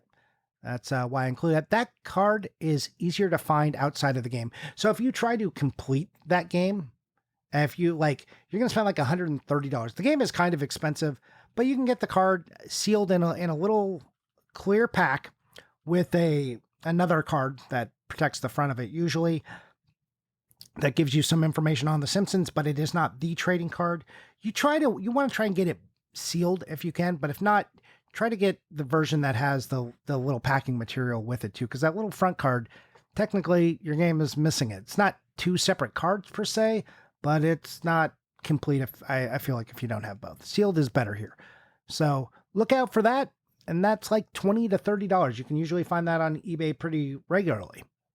And it doesn't matter. There's not a specific version on all of these. There's not a specific card for the console. It was when it's a cross promotional game, usually it is the same card for each console. They didn't usually do a card variant for different consoles. And Johnny, Tyler, I want to take this back to something that you have not planned to talk about, but I care about more than literally any other thing you're talking about right now. Okay. Magic the Gathering had a lot of video games that came out between the late 90s and early 2000s. And at least one of these, multiple of these came with cards, but they're not very interesting cards. Well, they came with big cards too. So what's the exciting one is Sarah Angel. So where did Sarah Angel come from? I thought it was Sarah Angel that came with. I haven't done the full Magic portion of the research yet, which is why they're not on the list. Cause I'm like, man, that's going to take a long time to look through, because Magic has some computer games that I thought they included a large card with. I think most of those large cards came from like Duelist and Inquest. Oh yeah, there's Duelist, Inquest. Some Magic had a comic book at the time, which had some of the large cards, but also regular size cards. I don't think Chandelier did it. Did that? So the one I can find was the 1997 Microprose Magic the Gathering came with an oversized Aswan Jaguar card. It actually says Microprose in the top right of the card, which is very strange. I just want to read this card because I think this card is horrifically designed. It is 1 green. When Aswan Jaguar comes into play, you choose a random creature type from your opponent's deck. And then for green and tap, bury target creature of the chosen type. It's a 2/2 green creature. That is like the least green card I've ever read. Also, random creature type from your opponent's deck is not knowable knowledge in a game of Magic the Gathering. Yeah, I fear here that may be too much Magic knowledge for people. Like, Magic is such a specific, complicated a lot game. of people play Magic the Gathering. Yeah. So yeah, get your Aswan Jaguar. There's also Magic the Gathering Battle Mage, which it is also 97. It looks like it might be 96. That came with a pack of 4th edition inside of it. So if you have a sealed Battle Mage, there's a sealed 4th edition booster inside that. That's probably pretty good. That's some money. I mean, only problem with that is that there's literally no valuable cards in 4th edition. No. I used to go to the flea market and I would buy all the cheap Magic the Gathering packs and booster boxes. And I got like a booster box of Homelands, of Fallen Empires, and of 4th edition because they were under $100. And I was like, oh man, these 4th edition cards, they look so old. I can't wait to open all of them. And yeah, 4th edition, there's 0 things of value in that entire set. Probably the oldest set with no value. I don't know. Yeah. Yeah, it's weird that like Magic didn't lean more into putting cards. They put cards in a lot of things, but they didn't like put their best one. They didn't like put Black Lotus like Yeah. Yu-Gi-Oh put Blue Eyes White Dragon in their thing. They put random shit. There's like the core set from 2003, the starter set with Magic Online that includes a promo Elvish Champion, one of the most Timmy cards ever made. +1/+1 to all your other elves. It's pretty good. That card was played at least. It's a pretty Timmy card though. I mean, it was Timmy's like, oh, I got to put all my Llanowar elves out in Elvish Champion, and they're all going to be 2/2s now. Wow. Yeah, they're doing it. Anyways, yeah, Magic. Also like there's multiple variants of the boxes of these, so not every version had a card. So just because you're like, oh, I've got this Magic game, it definitely had a card. It may or may not have. They may have also just removed the badge from the front, but kept putting the card in there. So things to look out for.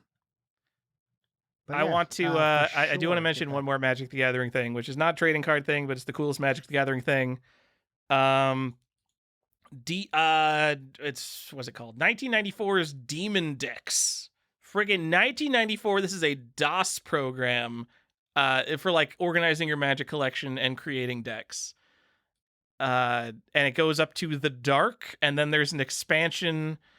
The expansion it's called like Deck Demons, or it's something stupid. It's like Demon Deck and Deck Demons, as spelled like the Game of Thrones name, Daemon, like Daemon. And it's like, I think it's the first unofficial Magic the Gathering software, because they didn't really start doing stuff till 1996, 1997 with real Magic the Gathering stuff. I just think it's interesting that there's an unofficial Magic the Gathering thing before that. That is interesting. Yeah. I think the first official Magic the Gathering thing, again, this is not, someone needs to do deep research. 1995's Magic the Gathering desktop themes by Microprose. I think that is the Magic the Gathering screensaver set. Is that the first official Magic the Gathering PC software? I have to imagine, since Magic came out like right then. Yeah, so. Magic the Gathering came out in like 93. So this screensaver set, $15, $3 shipping. Why is no one buying this? Yeah, Magic is a funny game because like a lot of old stuff is incredibly valuable, and then a lot of old stuff also has exactly zero value. There's a one on eBay for $15. I'm going to Solds. John, you're a Magic fan. A disc only sold for $12. This is a deal, guys. Under $20 for a complete in box Magic the Gathering desktop themes. I might buy this. Okay. I don't need more stuff in my life, especially a Magic the Gathering screensavers. Oh, but this is such a good deal. You should probably buy it. I'm always trying to get Tyler to buy things. I love when Tyler buys things. No, I'm just going to post it in Discord. I think this is a good deal. All right. Feel better now? I wish I had it. It even looks like a slightly thinner box than a regular big box PC game. It'd be easy to put on a shelf. Okay. I don't need to. I just learned it existed like 2 minutes ago, Johnny. Okay. Well, this was a phenomenon I was going to talk about, and remind me to talk about the thing I want to do when we get to the second part of the show, because this was. Are we not at the second part of the? All right, you could talk about more cards. Let's go. I got a couple more cards. I just want to illustrate a few more. Okay. Tyler, we talked about Sonic Jam, but did we talk about Hannah Montana, the movie? Because you and I did. We did. So I mixed it up with the Lizzie McGuire movie, but yeah. So Hannah Montana, the movie on the DS and the Wii has bonus movie trading cards in it. Why, Tyler? Why? I don't know. To get girls into trading cards, because if you've ever been to a card shop, there are no girls. And so whoever manufactured those cards is like, maybe if we include this, they'll come and play Magic with us. Yeah. So here's a common theme. And you're wondering why I bring up this game, because this is a Walmart exclusive that this one was. And this didn't happen on any other system, just the Wii and the DS that these were. So there's a little badge on this game. It is a variant and says bonus inside Hannah Montana, the movie collector's card set. So this is for collectors, and there are 5 cards. And they like, who doesn't want a picture of Miley in like wearing a lei on top of her head and on her neck, her swinging on a rope in a waterfall, just her standing there again, and her with a horse. Whoa, her with a horse. I'm a Yeah. girl. I love horses. Girls love horses. Just, man, horses. I know a lot about horse girls. So we could get into it. You want to hear about all the wacky stuff and the costumes, Western versus equestrian. There's so much I know about horses. I went to a horse museum with my boss because it happened to be in the city that we were going to a convention at. It was a traveling horse museum. So if you've never done that in your life, you should. I'm out. Tyler, what's up? This You're episode out? still going? Okay. Yep, I got one more I want to talk about. Look, guys, there are a lot. Okay, there are a lot we could get into. A lot of weird ones. Like I could talk to you about Imagination on the Game Boy Color, which is always missing the card. I could talk to you about Winx Club on the GBA, which includes some cards. You might want to know that. You might want to know about Dragon Ball Z: The Legend of Goku, and how that comes with a poster, but not a card. But there is like special cards that come with some of the other Dragon Ball Z, and then there's a pre-order bonus that does come with a card. So does the game actually include a card when it's the pre-order bonus? Who knows? It would be up to you to decide that. But Tyler, I want to talk about a TCG that I didn't even know was a TCG. And I'm sure someone out here is going to be like, oh, obviously. Have you ever heard of Chaotic? The TCG? That is an old card game that no one played. Yeah. Well, it had a game called Shadow Warriors that was released on the Wii, the DS, the PS3, and the Xbox 360. And in the Wii and DS versions, there are cards. So there's only one game, and it's called Chaotic Shadow Warriors. But there are 4 variants. Well, there's their standard, and then the 3 variants of the standard, all which include a card. Tyler, there are versions of this game which include a different card, and it has a different print on the front. I hate this so very much, Tyler, that this happened. And I mean, you'll be happy to know that at least these are easy to find, right? Like that's what you'd expect. Yes. No, that's not easy to find, Tyler. So there's a card called Iresanog or something.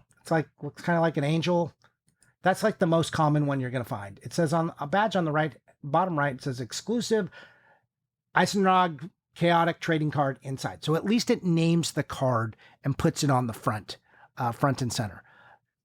Naruto, also a big culprit of this on the PS3. Go look for Naruto cards and all the variants there. That's a fun journey. I'll talk more about those later. I'll probably do a YouTube short. Anyways, this Iresanog, you can get a sealed copy of this game for like $40. Not too bad, right? $40. Like if you really want it. The game, if you just want the game itself without the card though, is like $6. So the card is carrying all of the weight here. Because people love that chaotic trading card game. People are always talking about it. Tyler, not only do they love it so much that they made a Walmart exclusive. And boy, howdy, you are going to love the Walmart exclusive. Okay. Because that has a Capalore in it. And the badge is different because it says Walmart exclusive, then shows Capalore in it. And that Capalore card, if you look on eBay, people are asking over $100 for it. Is that a price you want to pay for that? This must be like the Skylanders people where there's like a 2-year sliver of people who really care about this, and everyone outside that sliver just has no idea what's going on or why any of it has any value. Yeah. So while people are asking that, the actual solds around it live between $40 and $70. So at least that feels more sane, but still feels insane for a $5 game that this one card for a dead TCG that I don't know who the fuck cares about is carrying all this weight. And then Tyler, the last one, again, this is all the same game. Et al. Okay. This card is it's around $50 to $80 as well, but people asking like 100 and up for it. There's one folded in half that someone is asking for $44 for. I mean, by the video game logic, it completes your game. Yep. Itala Mind Controlled Brute. He is like a $60 card. And so people know enough about this that when people write the name of the card in the auction set and say it's included with the game goes for the like appropriate market price rather than the $5 that just the game is. So this is one of those games and that all the collectors can get in on doing and playing a fun game called Can I Find Someone Slipping? Kim, I'm gonna look at the auctions and someone's gonna list it and they're not gonna go no, and I'm gonna get this card because you surely do not want to pay $50 to $100 for any of these cards. It's great. And then you'll have a chaotic trading card and you'll never think about sure it again will. 2 days after buying it. Nope, you sure won't. But your game will be complete. Without this, Tyler, your game is not complete. Or you can buy the variant of this game that doesn't have a badge and save yourself a lot of money and heartache and just know that you don't have a weird exclusive pack-in version. That's the sane thing to do. Knowing our people, tell me about your save searches, all right? Okay. Anyways, Tyler, that's a little glimpse into the world of trading cards. Oh, I forgot. I want one more, Tyler. This is not actually a game, though. I mean, you tell me, do you count this as a game? This is a big one. I don't feel like we talked about Pokemon, the granddaddy of all the cards, quite enough here. There is something. Wait, on they the make cards for Pokemon? Like the Game Boy game? Just like the Game Boy game, except it's actually for the N64, which surprisingly, a system that is in the heartbeat of all of trading card collecting and TCGs and does not have a lot of games. Like by that, I mean any with a trading card. That's crazy, right? What do you mean it has none with a trading card? There's no N64 games with trading cards. Oh, okay. Yeah, sure. Except for this, which is a system, which is the Battle Stadium, is Pokemon Stadium Battle Set, which includes Pokemon Stadium and a Porygon card, a cool Porygon. Cool Porygon is a Black Star Wizards of the Coast Black Star promo, and he goes for about $80 in decent condition. You can get a bad copy for $40. The problem with Pokemon cards is if you have like a light played card, it might be $80. If you have a heavy played card, it could be $10. That's how much condition matters in Pokemon. I mean, in Pokemon, a lot of the time is PSA 10 is all the money. PSA 9 is like, well, you missed it. Yeah. Sorry. Yeah. So, I mean, and Pokemon is so stupid condition sensitive that the prices just get all out of whack when you talk about condition. Anyways, this is a system, Tyler. It's a system which includes the game and it includes a trading card in it and says new Pokemon holographic trading card included. It says that on the front and the back of the box. This set also includes an N64 transfer pack, an atomic purple controller, a not for resale version of Pokemon Stadium, and a Pokemon Trainer's Journal. This card is also advertised on the back, but they never show a picture of the card. So I don't know if when they were making this, if they had decided which card they were going to put in there. But it is cool Porygon. I mean, maybe they wanted it to be a cool 15. secret surprise. Or maybe Pokemon cards weren't... Pokemon cards were pretty big in the late 90s, early 2000s. Yeah. So I'm surprised they didn't advertise the picture of the card even harder. Yep. So surprisingly few that kind of come with Pokemon games. There's like some e-reader stuff. Like the e-reader itself comes with a Champ and a Chomp. It comes with 2 in that evolution series for just like the e-reader one and like the basic, like here's a pack of like e-reader cards. So you kind of know what the e-reader does. And that was like, we've talked about how Pokemon had a whole e-reader series through 6 different sets, 7 if you include Japan, that they were like pushing trading cards. Trading cards and games got very intrinsically tied clearly with Pokemon. They did this whole thing.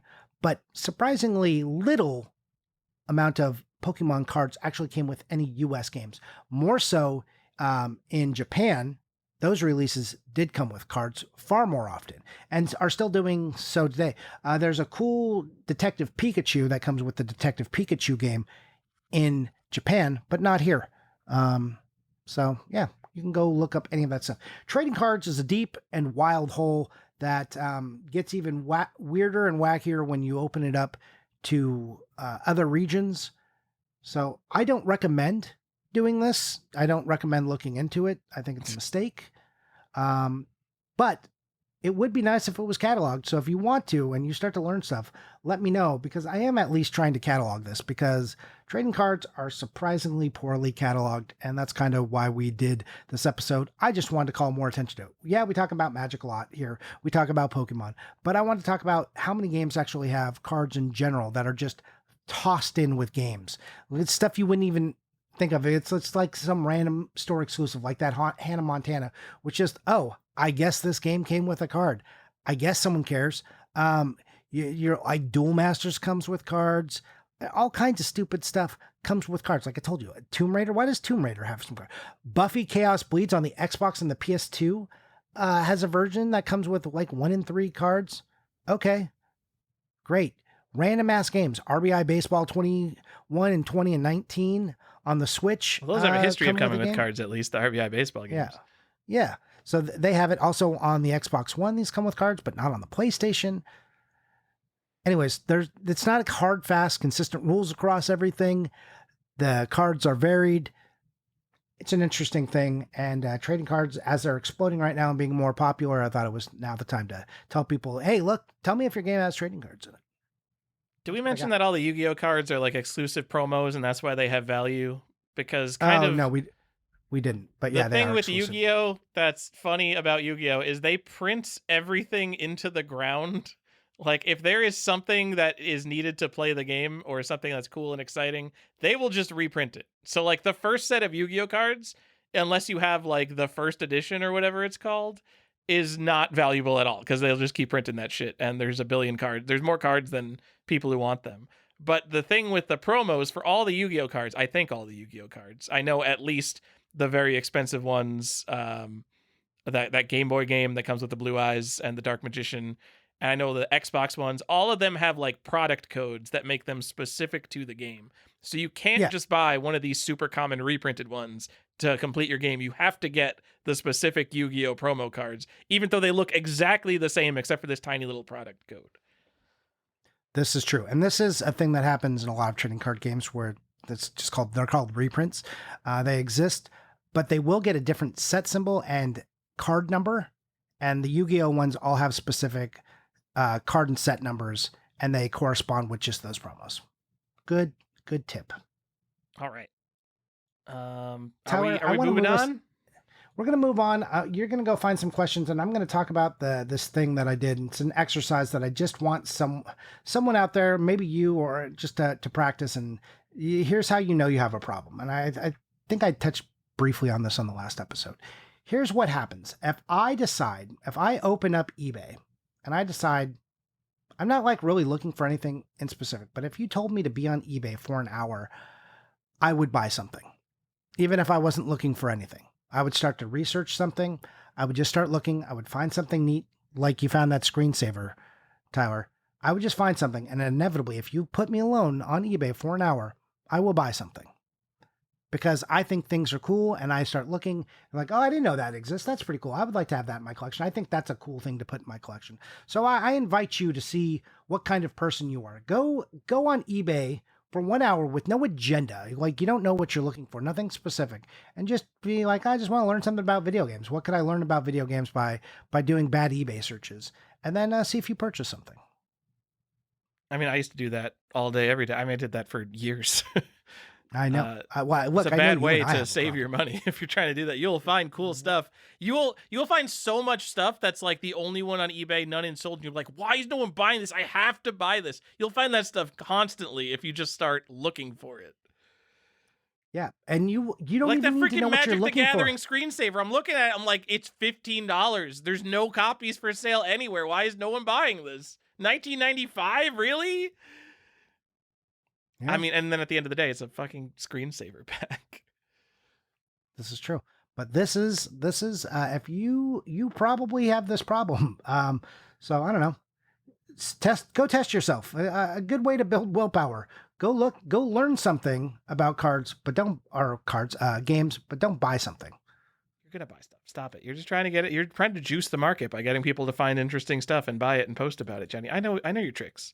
How would that help me? Because if it's interesting, then I'll want it. But they've bought the only one that was there.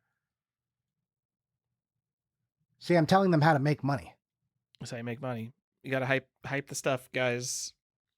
We also didn't mention in this episode, like, really the Nintendo Power cards. Yes, there's about like the Power Club cards. It's all included in there. Those are fine. Those are cards, but those aren't really in games. Also, there are a bunch of Pokemon cards that came included with Nintendo Powers, and also that, like, there's some Lord of the Rings cards and stuff. Random Nintendo Power issues have, like, just because trading cards are just advertisements. Ticket.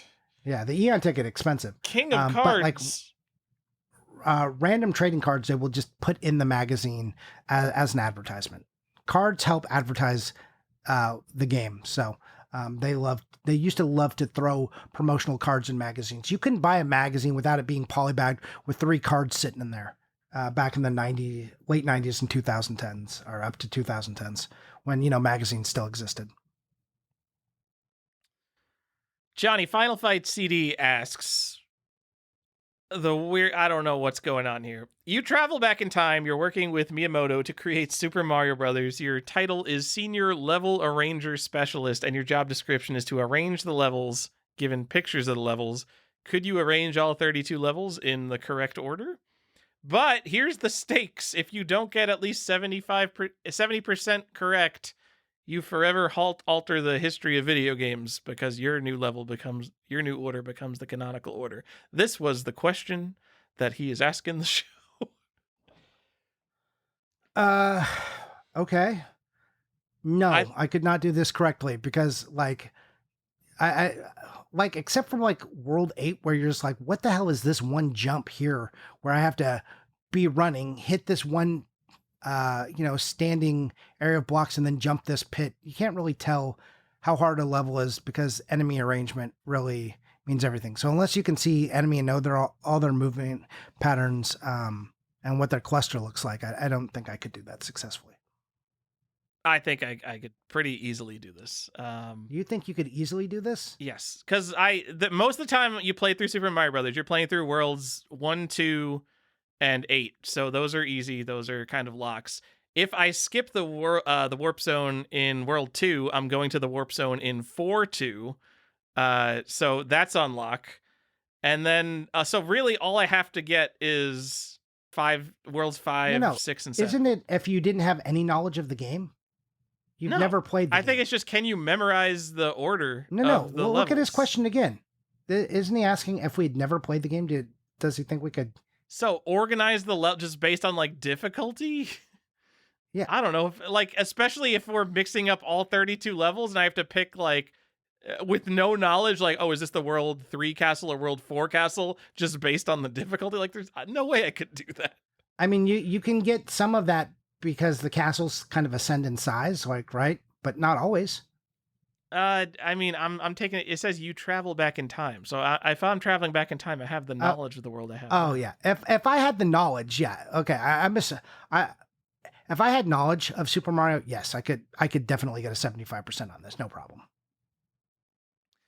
Galam, we've been getting some corrections on how we pronounce things. Believe it or not, RE4MAT is actually pronounced reformat.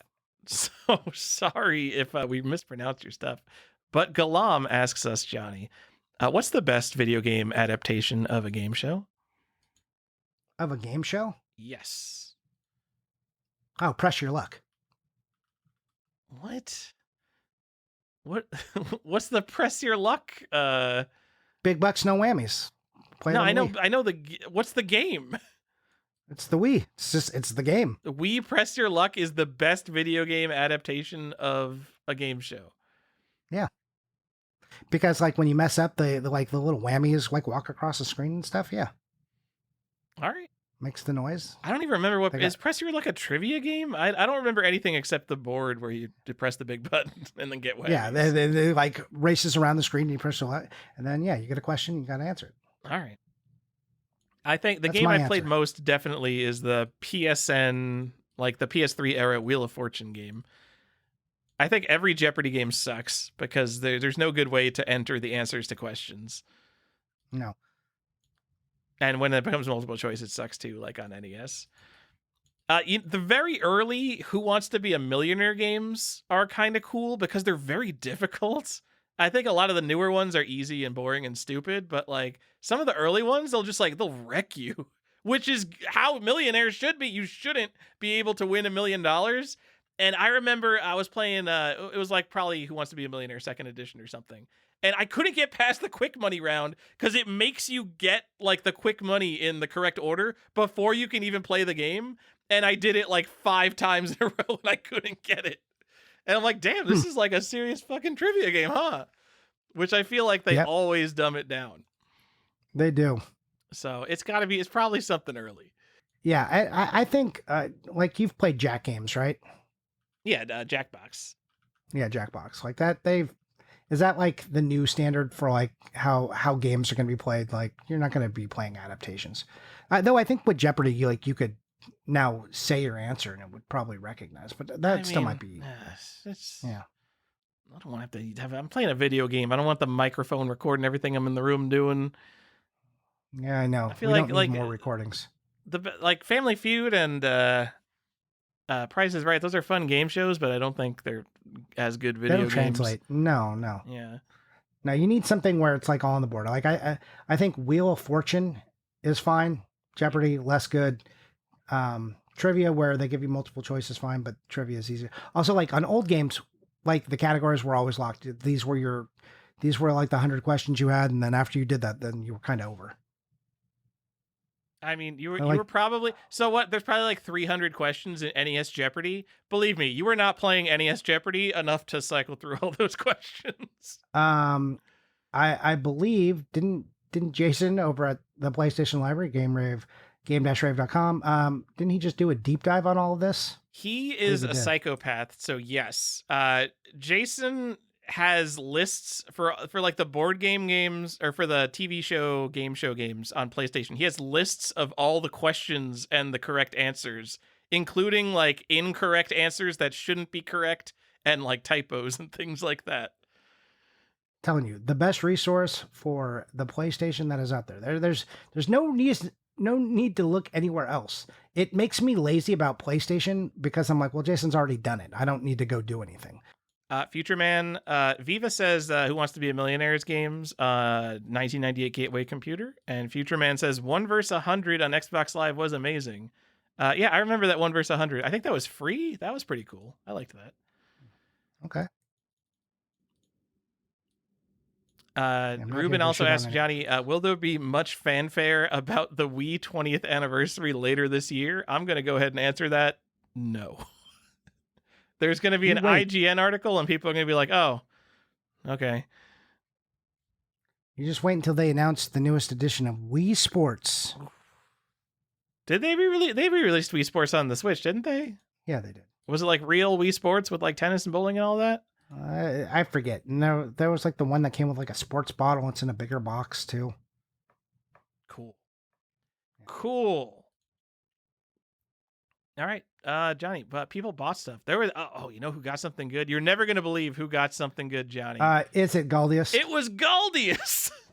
Who got wild something that I should have mentioned on the show. He got Big Box PS1 Metal Gear Solid Premium Package Shareholder Edition. It's called something longer in Japanese. It's like the Konami Shareholder Edition or something. This is a special edition of Metal Gear Solid that was sent to people who held Konami shares of like their stock. I don't know how much stock you needed to own, but it's basically the silver collector's edition on PlayStation. It's called the premium package. This looks just like that, but it comes in a gold box and has some additional text on it. And this version of the game, it's actually a special version of the game. You flip it over and there's no barcode on the back. It says not for resale. And if I remember correctly, the regular collector's edition comes with a retail version of the game, but this gold shareholder collector's edition comes with a not for resale version of the game. So it is a unique version of the game in here.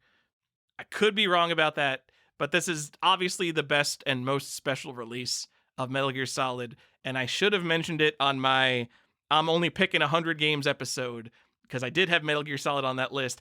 I love Metal Gear Solid so much, I was willing to just pick a copy of Metal Gear Solid up, but this is obviously the copy of Metal Gear Solid to have. Yeah, you messed up. Yep. And there's also editions of this for Metal Gear Solid 2 and 3, but they're just like DVD cases. They're whatever. The special one is the Metal Gear Solid 1. I'm going to call out Peaceful because he got some cool Persona variants, but it's on theme with the episode because Persona 3 has some additions on like the 3DS, and this copy here comes with a pack of tarot cards. Hey, he got the big box Persona 3 with the tarot cards. You can't trade those. You can.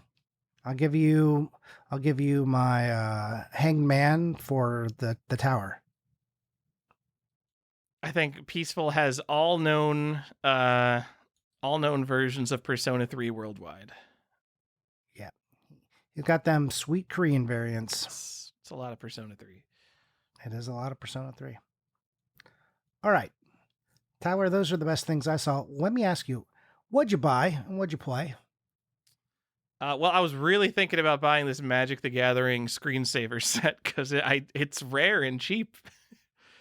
No, I got something awesome. My monthly video game purchase, I bought, let's see, I didn't buy anything in May, but I bought one thing in April, one thing in June, and now one thing in July, Johnny.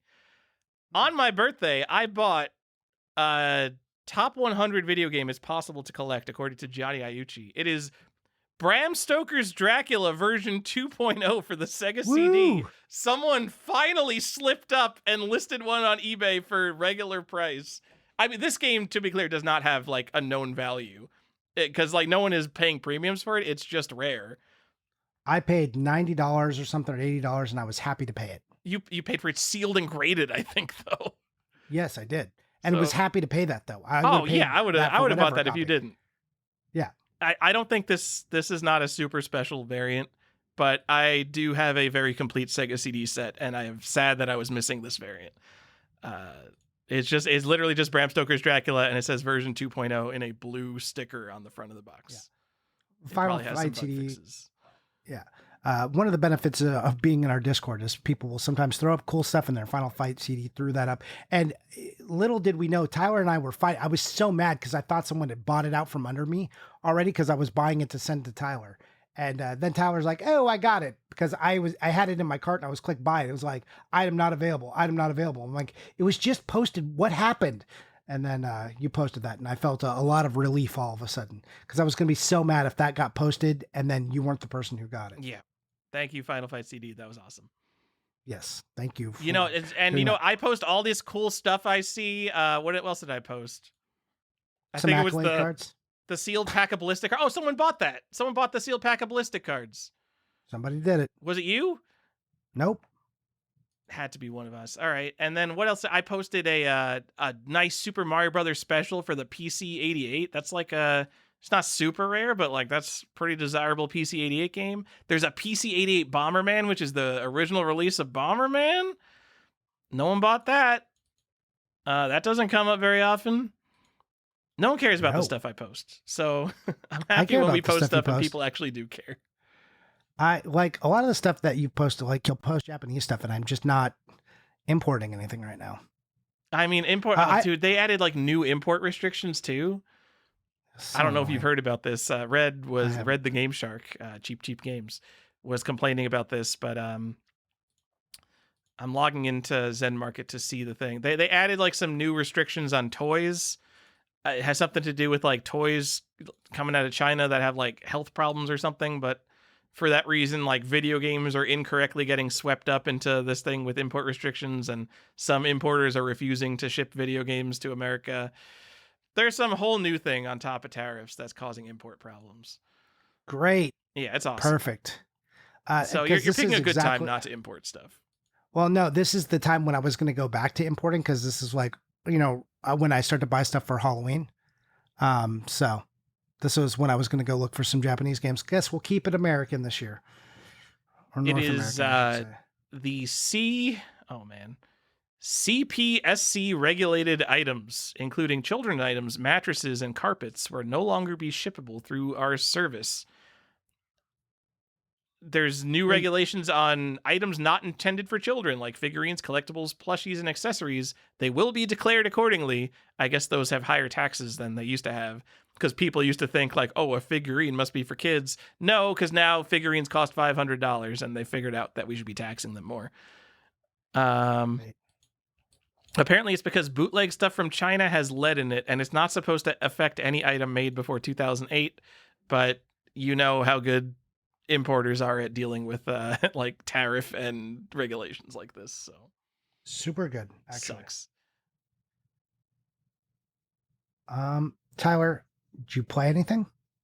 I am playing Jagged Alliance 3 with Ada, which I think is pretty good. Or actually, I started it and I thought it was pretty good. It is it's a lot like XCOM. It's a strategy tactical shooty game, maybe with a little bit of Wasteland 3 RPG and like humor in it.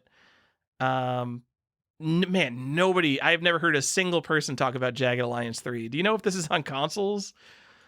No. I think it's a pretty No. good game. Yeah, I'm having a lot of fun, and I have kitted out all my guys as stealth snipers, and now I feel like I'm completely unstoppable, and that I accidentally broke the game. So sometimes I'm like, wow, this is a really good game. Why does no one talk about it? And then I'm like, oh no, maybe I broke it and I made it really easy. And I think the rest of the game's going to be really easy. But anyway, check it out if you like. There's not a lot of those co-op RPGs or even turn-based tactic games, so it's one to check out. It's always on sale for 70% off. No one cares about this game. No one cares. All right. Yeah, that's what I'm playing. What are you doing? Tyler, did I play any video games? I thought I played something with JD.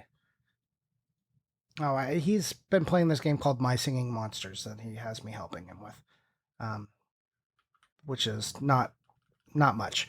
It's like, it is an iPad game. So that's what I've done. From 2012? You're playing a 2012 iPad game? Yeah, he likes it. I think my wife had it on her iPad and he found it. That has to be like one of the OG mobile games. He loves it. Wow. He loves this stupid game. But I thought I just played something else with him on the Switch. I can't remember what he was playing. He needed some help. Anyways, I didn't get a lot of gameplay in there. Tyler, I did buy something. I bought a game from Jonebone. Oh, one of the four collectors. One of the four people who collects video games. Yeah, so he had a lot on eBay, a game on eBay. And tell me if you've heard of it. It's called Frank Thomas Big Hurt Baseball for the Game Boy. Oh, wow. And it was... What a coincidence. You're talking about this stuff to hype the market, and then you're going and buying it all out. I understand. I see how yeah. That's exactly how the hype works. Because I'll be reselling it for more, I'm sure. Yeah. Anyways, his was very complete. I had the reg card. I'm like, oh, I don't have this version. And I'm like, oh, weird. I don't even have this Game Boy game. And it was like $60. And I was just like, you know what? I don't care. I'm just buying this. So yeah, I bought that from him. So thanks, Jonebone. Because it looks very nice and it's very complete and it's Game Boy in a box. So who doesn't want that? Cool. And then I bought some dumb games for Halloween, which I put a picture in the Discord of, just random PS5 stuff. No one cares. I don't. No, I'll talk about some of them over Halloween, and some will be buried in the collection, never to be talked about again. Woo! Seems awesome. Yeah. I look, I care. I like it, but I'm not going to sit here and bore everyone with like 20 minutes on these games. I have all of October to do that to people. And you can find out more about that by following me on YouTube. It's the Collector's Quest podcast on YouTube, or Johnny Iucci, and I post Halloween videos, little shorts, usually 2 to 3 minutes. I've been posting some other stuff about variants there. So if you need more Collector's Quest style content, it's available for you all. All right. That's all I got, Tyler. That's it. That's the show. We did the thing. We talked about cards. I hope you guys heard or thought some of that was interesting. And if you've heard of some cards that we haven't, be sure to let me know, because cards are a hotbed of collectability. You heard it here first. Get them trading cards. You'll be rich. Not financial advice. Anything to add, Tyler? Nope. Bye, Yu-Gi-Oh. Okay, bye, you guys. That's it. Bye.